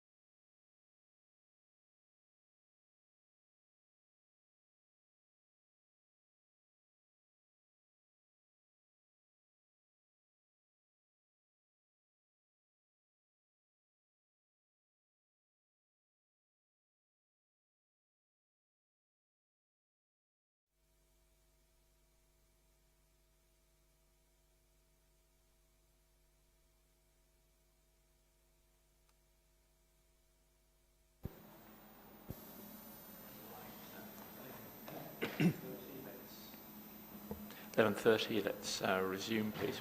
What sort of time are we looking at? So it's going slightly slower than I had hoped, but looking at my notes, I would say we've probably got another 30 minutes, 45 minutes potentially. Okay. It's that sort of scale of things. That's great. But Yeah, I hope thank you. I know that's more than I said, but we're making good progress. So with that in mind, let's turn to the issue of the fuel efficiency assumptions adopted in the Jet Zero consultation paper and just look at those. You address that in your supplementary proof from paragraph 60 onwards, page 16 of the document itself, 18 of the PDF. And you explain at 60 that there's no exploration of the level of risk associated with the assumptions as to fuel efficiency made in the consultation paper. And you refer to the assumption adopted by the CCC in its Balanced Pathway to 2050 document, 1.4% per year efficiency. And you go on to then explain that the evidence analysis of a paper that adopts a 2% per annum fuel efficiency by reference to a paper produced by the ATA, which you refer to at paragraph 64, and you take the inspectors to the glossary of that, which explains the assessment range covered by that paper. And they looked at the three scenarios: pessimistic, using only the most obvious high-value, low-challenge technologies; likely adopts the most likely technologies based on the current well-developed technology plans; and then the third one was optimistic, introducing some high-risk technologies in addition to the technologies adopted in the likely case. And it was the optimistic scenario that the government adopts to support the 2% assumption. So the 2% assumption includes some high-risk technologies identified that's in the correct. ATA paper. Yes. In hindsight, I should have reproduced figure ES5 from that paper. And if I might take you to that, just to unpack the importance of this, that's CD 9.061.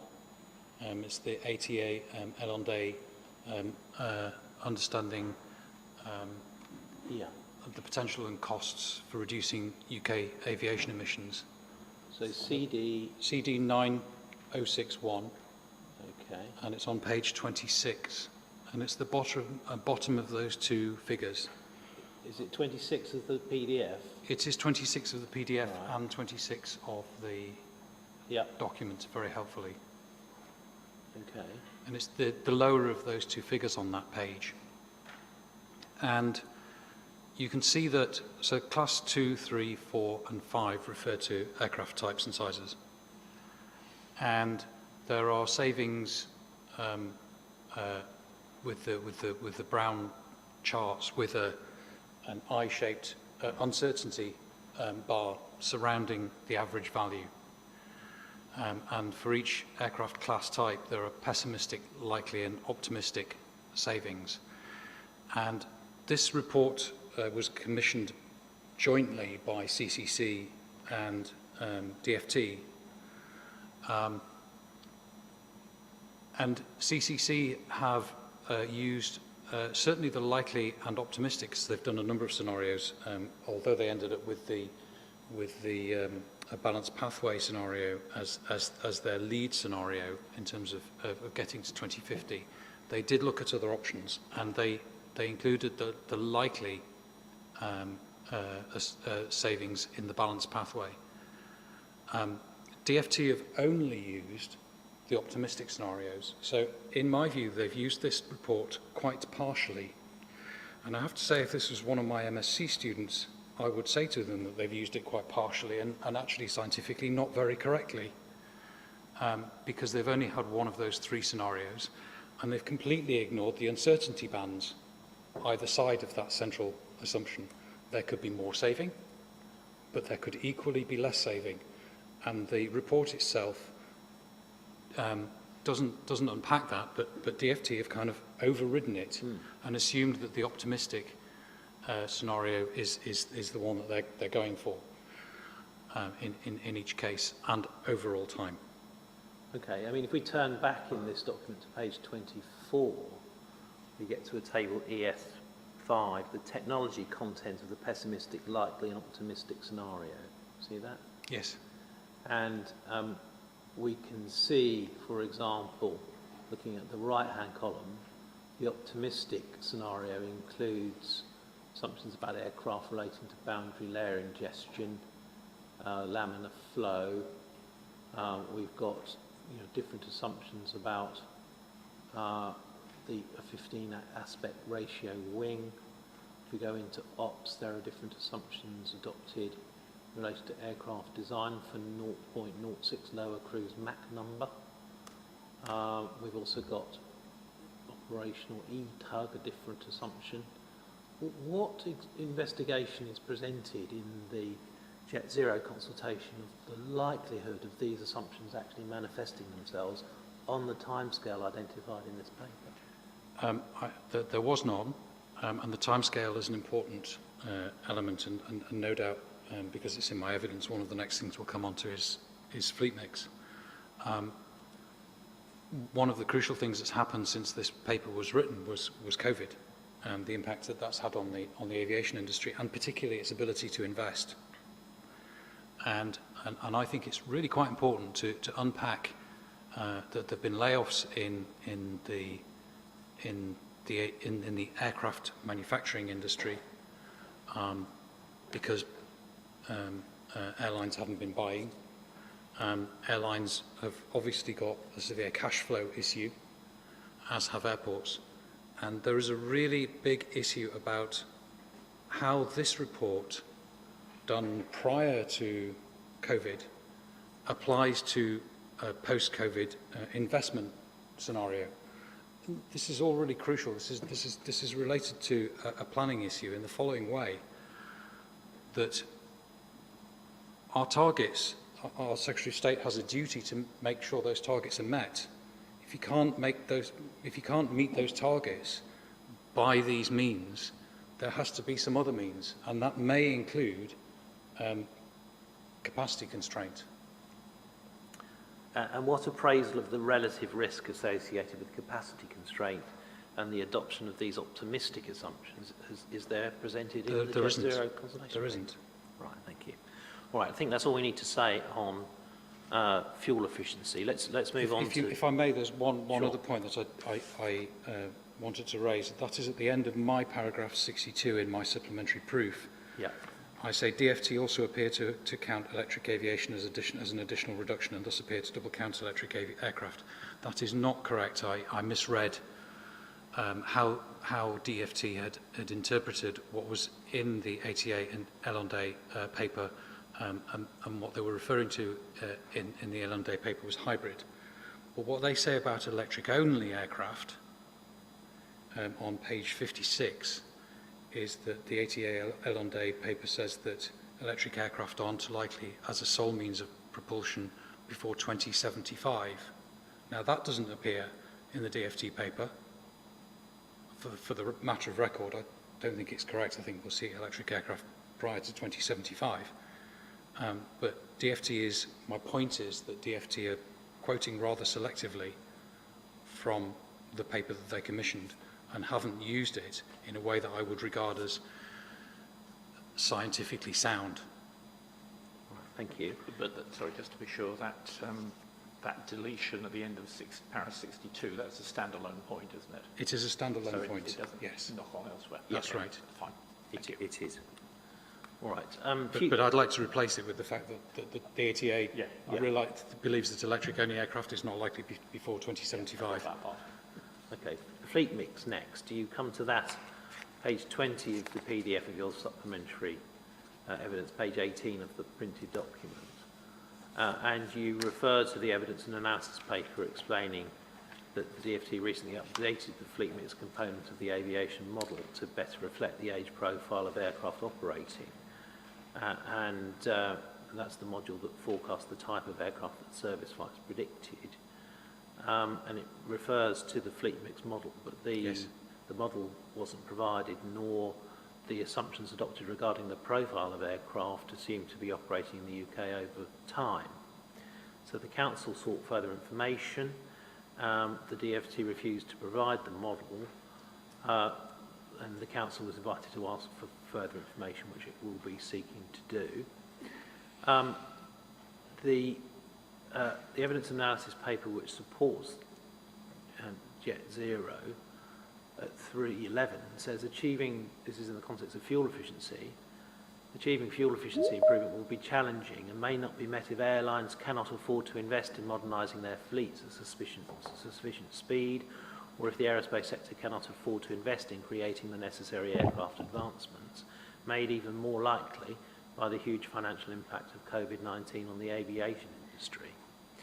Now, what assessment do we see in the Jet Zero consultation paper of the likelihood of airlines being able to afford to invest in modernising their fleets at the speed assumed in the scenarios presented? There was no assessment of the ability to invest. Right. And, I mean, for example, only yesterday, I think there was some news about Ryanair and Boeing. Can you just update the inquiry as to what's happened in the negotiations between Ryanair and Boeing for the MAX 10s that they were seeking to purchase? I'm not party to that. Right. Those discussions, I'm afraid, but I understand that commercial discussions have broken off. Right. Fine. I think then that's all we need to say on fleet mix for the time being. The only thing I would say is that if I may, on fleet mix, it is really important to understand the pace at which new technologies promulgate through the stock of aircraft and what happens to them when they leave the UK stock of passenger aircraft.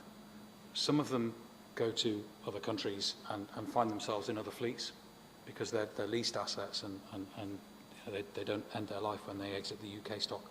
Some of them go into freight. They're converted for freight use. So they don't necessarily leave the stock of aircraft and they don't necessarily stop emitting carbon. So that's important to understand. It's difficult to know what the impacts of COVID is. In some ways, we've all heard of 747s effectively being retired as a result of COVID, and they're unlikely to go back into service now. So as the industry picks up, it will pick up naturally with the most efficient aircraft. And the least efficient aircraft will be effectively be retired early through COVID. But what's going to happen in the next 10 years and what happens to the generation of aircraft, the two generation of aircraft that were analysed in the ATA L&D report? There were two periods in the 2030s and in the 2040s that the ATA analysed. It's really important to know when those aircraft go into the stock and displace other aircraft and what happens to those other aircraft, where they are displaced to know what happens to average fuel economy, if you like, across the fleet.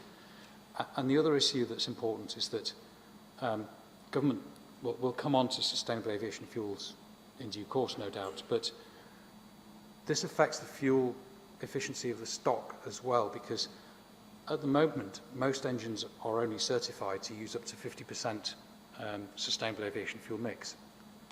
We've no idea if we can get to 75% by 2050. I know it's one of the scenarios, but we've no idea if we can get there, partly because we don't know whether the fleets that we've got in the stock will have turned over to be certified at a higher level than 50% by 2050. So it's one thing to have an obligation, but we've got to work through the implications of that obligation for the stock. All right, thank you. Let's turn to sustainable aviation fuel now then. You come to that at the bottom of your page 21 in the PDF of your supplementary, that's 19 of the printed copy.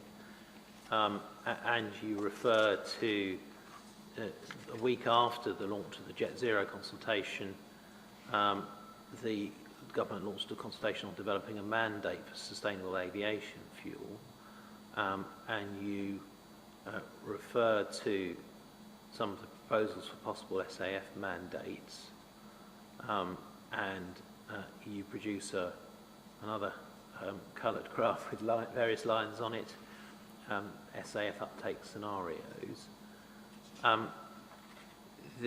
Just to place the issue of SAF in context, how much SAF is currently used? Virtually none. On occasional highlighted flights at the moment, give or take. Right. We are at the stage of a first-of-a-kind demonstration plant. And as I said earlier, Ricardo, through the Green Fuels, Green Skies programme, is supporting government in helping the private sector to deliver that first-of-a-kind plant. But that's where we're at. We're at first-of-a-kind plant. And so if I can just unpack that graph, the dotted lines are the scenarios within the mandate exploration. And in a sense, the future is what you want it to be, to a point. It's not clear whether we're heading for a low take-up or a very high take-up, and that will interact, as discussed, with the aviation fleet. It will also interact with other markets, including in the EU. Is the UK now a preferred destination for investment, or is the EU now a preferred destination for investment? And we don't know the answer to that question. So we can see a wide spread in the SAF mandate scenarios on that graph. Indeed. What investigation of uncertainty is there in relation to likely SAF production and uptake in the Jet Zero consultation? We're at the very beginning of that. There was little in, well, there was nothing in Jet Zero. There was some within the SAF mandate, separate SAF mandate consultation document, but it's at a very, very early stage. Right. And if we look at the barriers to production, paragraph 78 of your supplementary proof, page 21, the printed 23 of the PDF, you refer to paragraph 3 of the, I think that's of the evidence and analysis paper. The SAF mandate consultation. The SAF mandate consultation says that first-of-a-kind production plants present high capital costs, which result in a very expensive fuel, and the cost constrains demand. In addition, technology risks can affect production, and as can the availability of feedstock and local supply chains. These barriers result in significant economic risk, which can disincentivise private investment. What investigation is there in the Jet Zero consultation of the constraints presented by the availability of feedstock and local supply chains? In Jet Zero, there were not, but now that we've seen the carbon values paper from last week, that might, let's say, perk investors' interest in this market. Right. Subject to how those values get translated into policy. Right, okay. So then just looking further on in your supplementary evidence, you referred to other factors that the consultation paper doesn't address. You say at 84 that the consultation paper doesn't provide any evidence that sustained growth of 14% per annum between 2030 and 2050, which is what is assumed, is likely or realistic. The Council asked to be provided of any assessment which appraises the likelihood and or risks associated with the adoption of an assumption of 30% of fuel demand to be met by SAF, and the Department confirmed no such analysis has been undertaken. Indeed. Again, given that the absence of that analysis,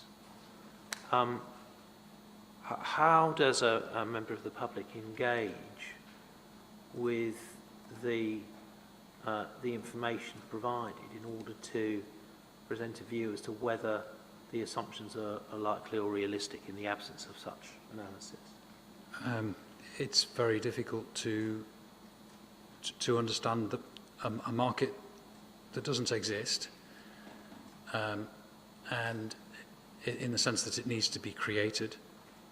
There are many technical routes to developing sustainable aviation fuel. There's not one single route, and they all have different risks and different prices.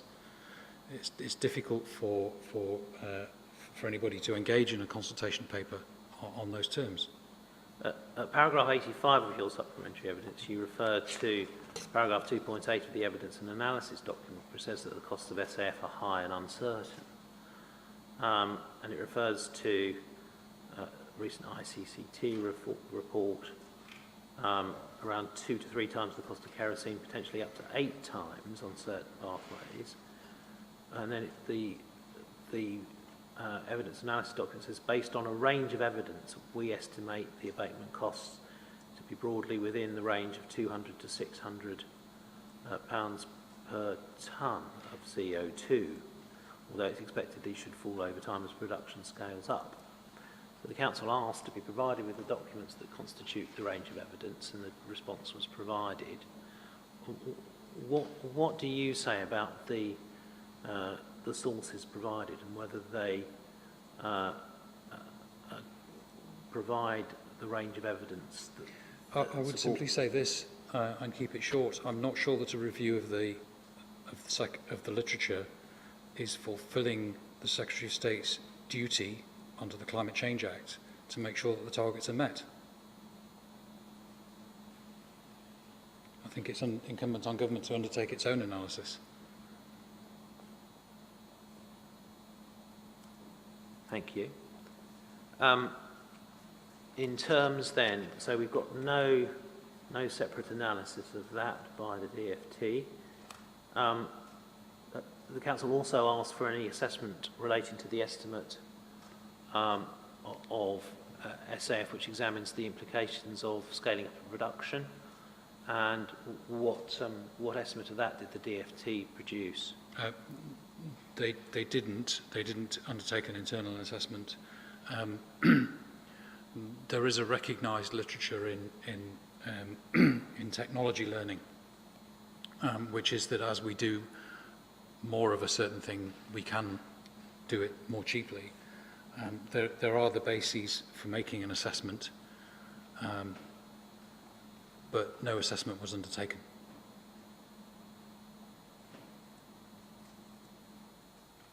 Okay. In paragraph 89, you refer to the detail of what was assumed in scenario 3. That's the scenario that assumes a leap forward in SAF production. And we see it at paragraph 89 reference to paragraph 314 of the evidence analysis paper that assumes that there's a substantial ramp up of SAF production, and it refers to barriers, the high capital costs, high risk for investors, and stringent certification requirements, lack of secure and sustainable supply chains, competition for feedstocks with other sectors. Can I just pick you up there? Sorry, my voice is going somewhat. I'm obviously talking too much.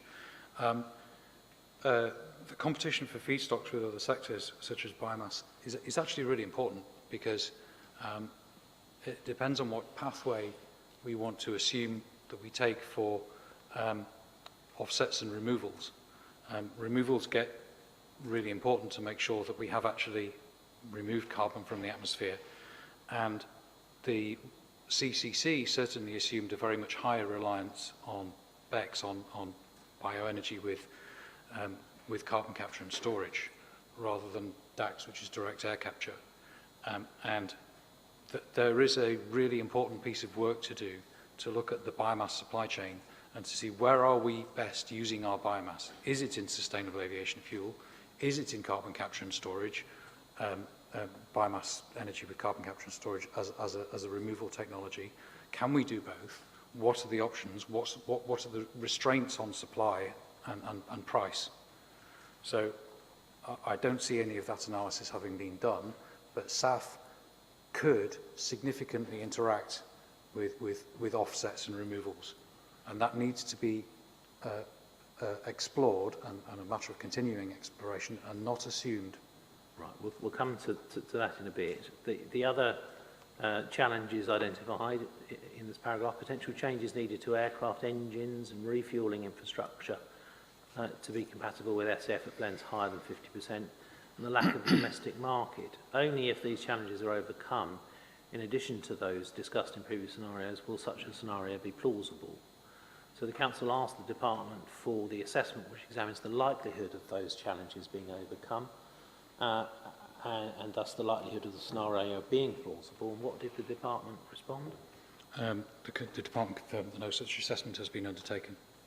I have to say it's possible to undertake an assessment, and we are, if you like, at the very early period of the renewables obligation for renewable electricity.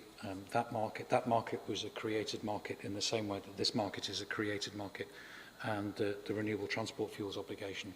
There are precedents, but the assessment of potential and the implementation are very different things. Okay, let's briefly look at what in relation to scenario 4 and emissions, zero emissions aircraft. So scenario 4 was a step change, a sudden leap in the technology to enable more zero emissions aircraft to come forward within the timescales that they were looking to 2050. And it says again that for such a scenario to be feasible, a number of challenges would have to be overcome. Step change in battery density improvements and other technological advancements will be required. Certification safety regulation will need to keep up with the new technologies as they emerge. Infrastructure at airports will need to be coordinated to facilitate the use of new aircraft types, and airlines will be able to quickly incorporate new aircraft types into their fleets. For hydrogen, a development of a hydrogen strategy and supply chain across the economy is crucial. For both electric and hydrogen aircraft, the costs will ultimately need to fall so that zero emissions aircraft offer a cost-effective approach to decarbonisation relative to using SAF or greenhouse gas removal. Yes, that's paragraph 92 of my supplementary proof. Yeah. So again, the Council asked for an assessment which examined the likelihood of those challenges being overcome, and thus the likelihood of that scenario being feasible. What did the Department confirm? The DfT response, their response 18, my paragraph 93, confirms that no such assessment was concluded. Right. Conducted, I beg your pardon. Okay. Let's move on then to greenhouse gas removal assumptions. Now, just to set the scene, as at the timescale for compliance with the 6 carbon budget targets, and as at 2050, what did the CCC, or indeed the Jet Zero consultation work, identify in terms of aviation actually meeting the carbon reduction requirements without further greenhouse gas removal measures having to be relied upon? So I don't think anybody expects aviation to be carbon free by 2050, and therefore offsets or removals, and there's a big difference in offsets versus removals. I don't think we should detain ourselves here today, but effectively we have to get through to a market for removals to make sure that carbon has actually been removed from the atmosphere and no longer has a warming effect. But I don't think anybody expects aviation to get to carbon free by 2050, and therefore there will be a reliance on greenhouse gas removals. Aviation is not the only sector that will be reliant on greenhouse gas removals. Certain aspects of land use and agriculture in particular will rely on offsets and removals. It's even more than the other markets. This is an early stage market and likely an international market, and there's a need for development of both an international market and a national market. The National Infrastructure Commission recognises the value of greenhouse gas removals and believes it should be treated as an element of national infrastructure, and saw the need for, they said, between 40 and 100 megatons of CO2 by 2050. To put that in context, if you remember, the planning assumption for aviation was 37. And so National Infrastructure Commission are looking somewhere between 40 and 100 megatons of CO2 by 2050. so dealing with more than aviation. But there is effectively a price competition that will be seen between the sectors that cannot reduce and are therefore needing to remove in due course. You, in your supplementary proof, paragraph 95, which is page 26 of the PDF, page 24 of the printed copy, referred to paragraph 219 of the evidence analysis paper, which states that the department says our analysis suggests that there would be sufficient GGR capacity to offset the residual aviation emissions that are estimated in all the scenarios we present below. We define residual emissions as those which remain after efforts to decarbonise the aviation sector have been made. Then you say whether that's an appropriate judgment to reach depends upon the likely amount of GGR capacity and the competing demands for capacity from other sectors, the point you're just making. That is an issue that is a cross-government issue. It's not a DFT issue, it's a cross-government issue. And I'm sure Treasury will have their say when they come forward with the with their view of zero carbon fairly shortly now. Yeah. But it is a cross-government issue to address, given all of the reductions and then offsets or removals that each sector can make. So at 97 you explained the Council asked for the assessment which examined those issues, that's to say what capacity is available and what the competing demands would be, and you referred to the Department confirming no such assessment was undertaken. Yes. And we've got, you set out part of the response. We referred to the research by the Royal Society and the Royal Academy of Engineering that suggests there could be up to 125 million tonne removals in 2050. The CCC suggested an upper bound of 110 might be available by 2050. And the highest level of residual emissions in our scenarios are 36 million tonnes in scenario 1, which leads us to infer that based on current research and the expected demand for removals across other sectors as set out by the CCC, there would be sufficient removals to offset the residual emissions from aviation. And the key question is at what price? What investigation can we see there of the likelihood of those sorts of levels of capacity coming forward?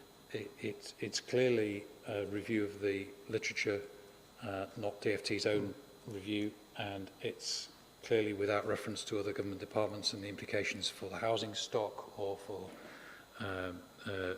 industry or for with DEFRA for the implications for agriculture. That all of those conversations still need to happen across government. Right. In other words, with all due respect to DFT, I'm not sure it's for DFT to say that. Right, thank you. Right, so we've been through some of the assumptions in the Jet Zero paper, so now we need to turn to think about, well, what weight should be given to that, to the Jet Zero consultation in determining the application that's before this inquiry. Now, we referred to paragraph 48 of the MPPF earlier as outlining some factors that might be relevant. Can you just take us through what you think are the relevant factors to consider when thinking about the weight one gives to Jet Zero? Sure. Well, the consultation closes tomorrow, so the consultation is at a late stage.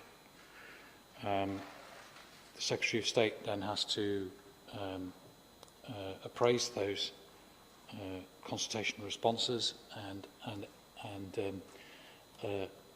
we'll have to take into account, for example, the carbon values work done by another department and reflected in Treasury Green Book guidance as part of it. But then it's for the Secretary of State to make a decision as to what to do next.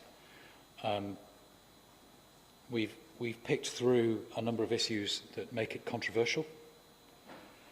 In terms of its assumptions, it's reliant on work that is not its own, and it hasn't confirmed that work in that literature survey by its own detailed work.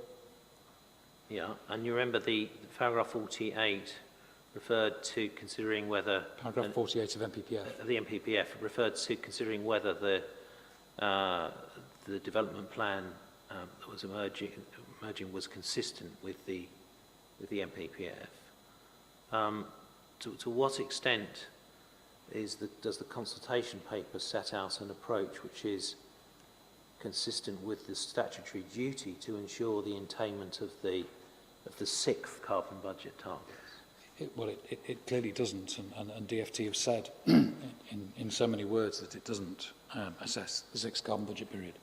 All right. And then the same point really in relation to the attainment of net zero.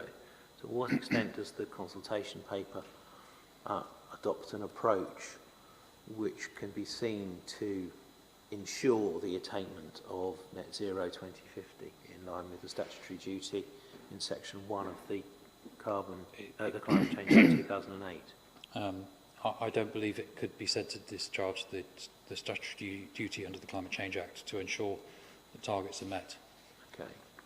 So with that in mind, what's your view on the weight that you think the inspector should give to the Jet Zero consultation and the exercise set out in its 4 illustrative scenarios? It's an interesting piece of work, but I don't think it should be given significant weight. It should be given limited weight, if any weight. All right, thank you. Now, turning from that to the policy test that you identified at the outset of your evidence this morning, in the context of the work done in the Jet Zero consultation,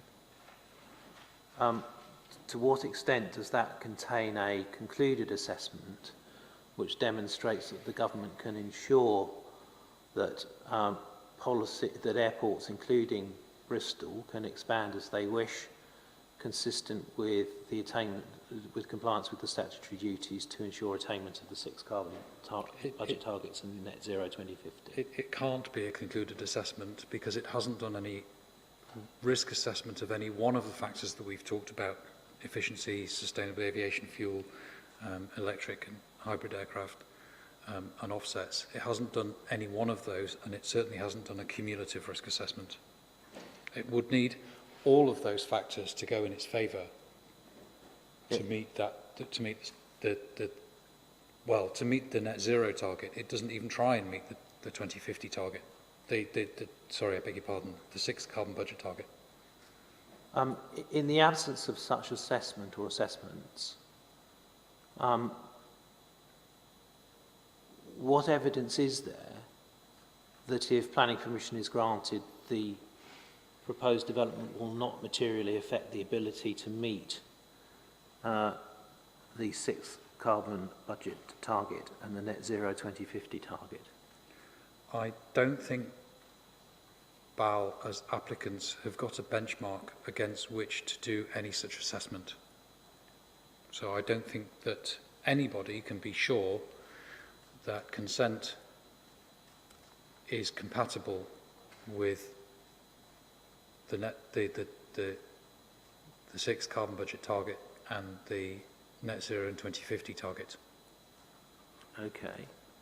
So it may be suggested, for example, that, well, the expansion of Bristol Airport gives rise to a particular level of additional emissions, which is small. It might even be suggested that it's de minimis. What do you say about that as an argument?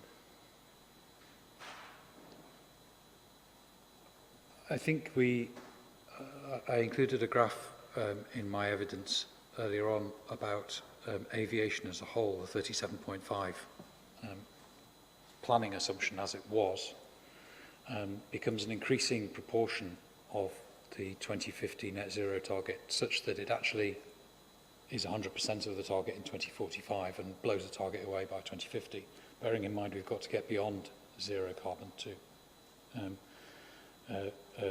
to extract carbon in due course.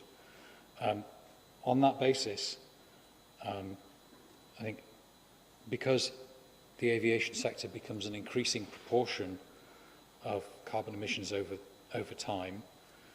I don't think that we can put a value on what de minimis is. It's simply heading in the wrong direction to increase emissions when you need to get emissions down to net zero. Right. The sign, doesn't matter the number, the sign is wrong. Put it in mathematical terms, the number is not relevant, the sign is relevant. Needs to be a negative. So in that future scenario where the aviation sector is giving rise to a greater proportion of the residual emissions, you've already explained it will be competing for GGR capacity. There's competition from other sectors. We've got a situation where the proportion of GGR measures that the aviation sector should be attributed hasn't been identified by government. We've got no assessment looking at the role of the aviation sector carbon emissions in the context of the 6th carbon budget. We've got, on the basis of your evidence, an assessment of a policy approach to attaining net zero to 2050, which is not concluded, and on your evidence of little weight.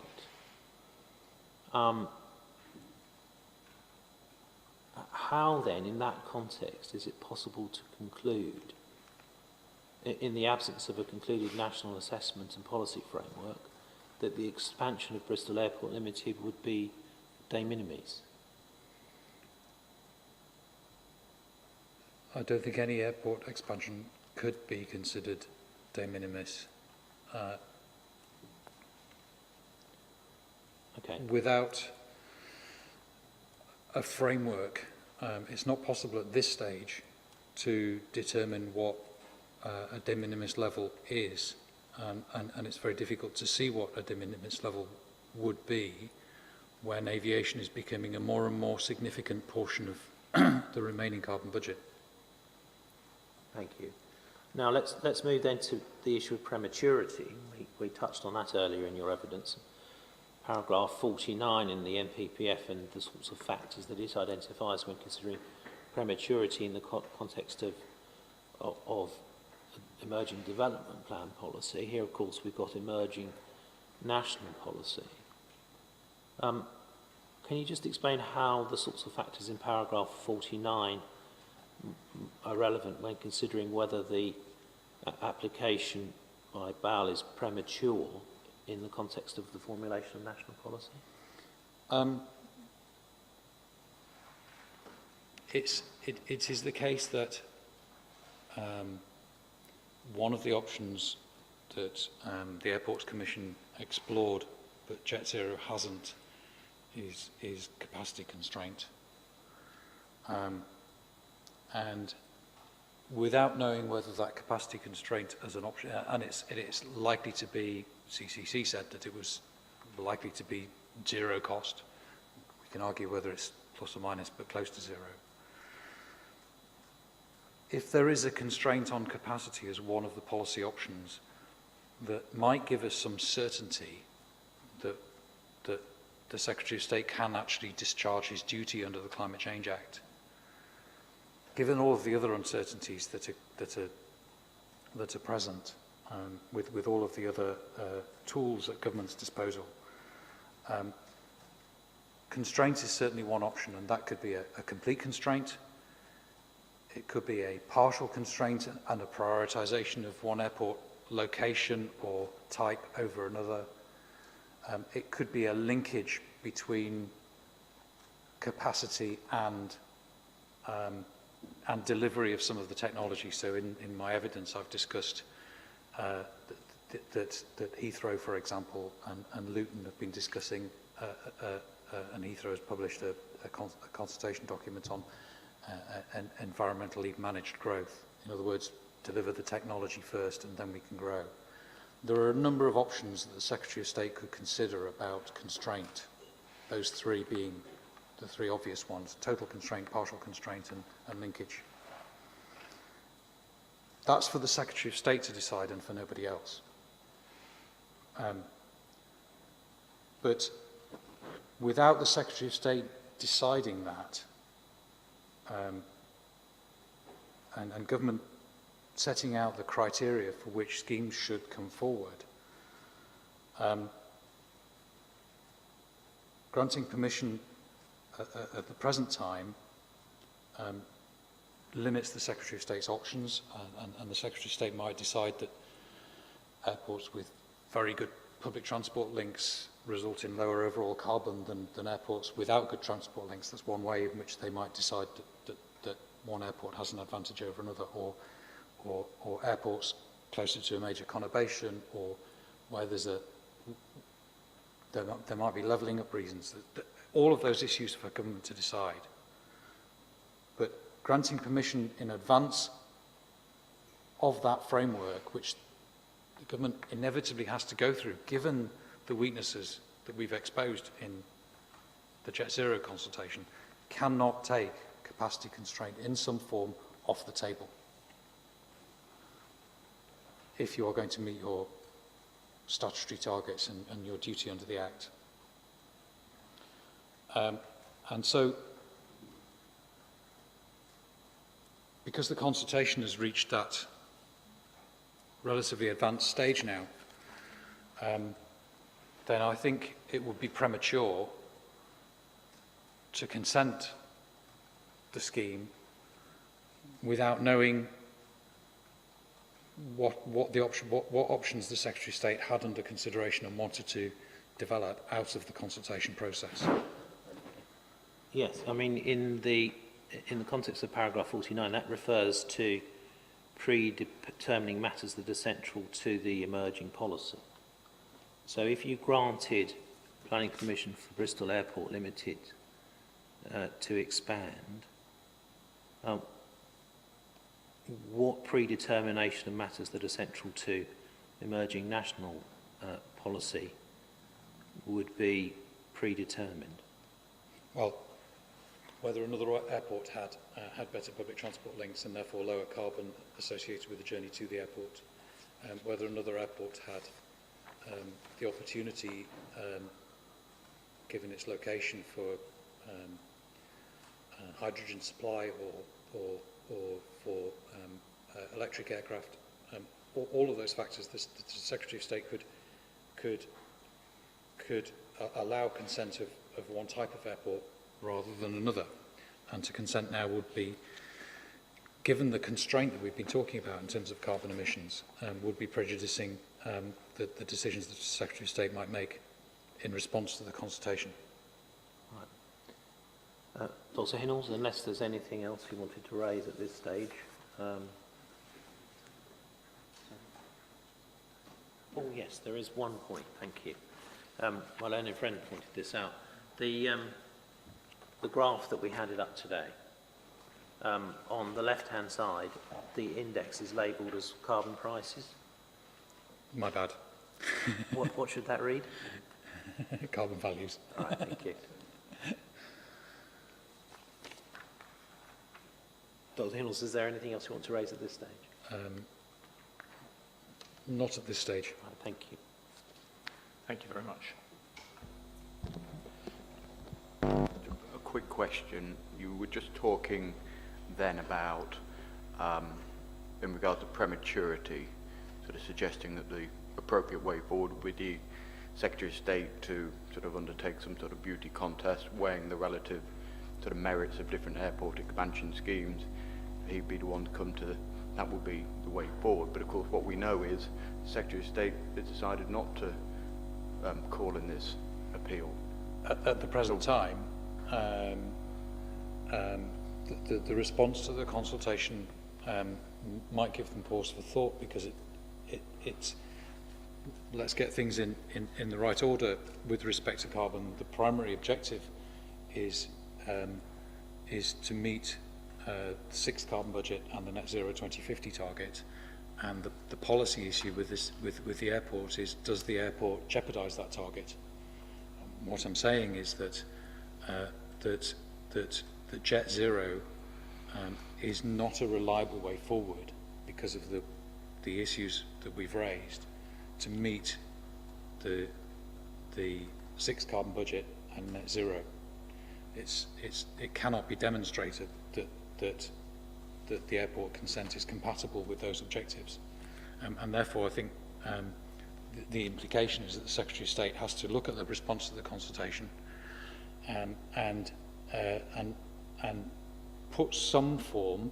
It's not for me to tell the Secretary of State what to do, but put some form of capacity constraint back on the table, either in the form of a beauty contest or to link development with technology delivery, given that once an airport is built, the cost of constraining an airport once it's built, according to DFT, is in excess of £600 a tonne.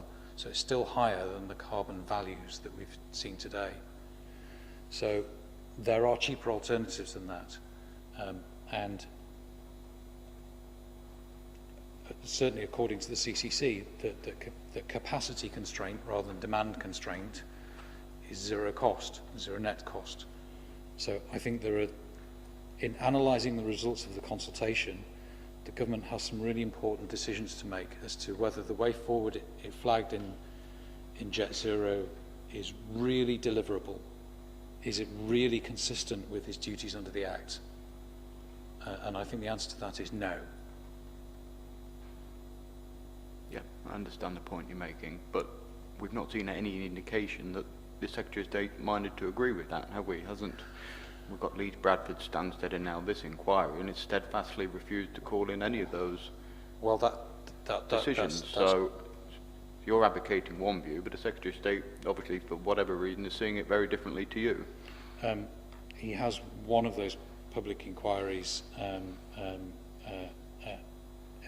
appeal, and I've heard more than one person, including in the aviation sector, that has said, if Jet Zero becomes policy, I would expect it to go to judicial review. We're just about to go into COP26. It would be quite embarrassing to have a judicial review in the middle of COP26. I don't know the timetable for addressing all of these issues, but it was certainly the government's intention to go to COP26 with a worked out plan. So that's a reason for thinking that thinking is at a fairly advanced stage. Can I just follow up with a question of my own, sir, if that's all right? If the Secretary of State has already reached a view that you're wrong, and that is why he's not called in this inquiry, how would that sit with adopting a predetermined view on the Jet Zero consultation?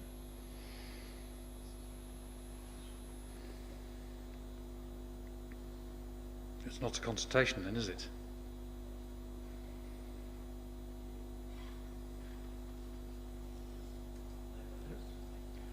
Okay, thank you. Thanks both for that. I think what we'll do is take an early lunch break now, and then we can deal with the cross-examination this afternoon.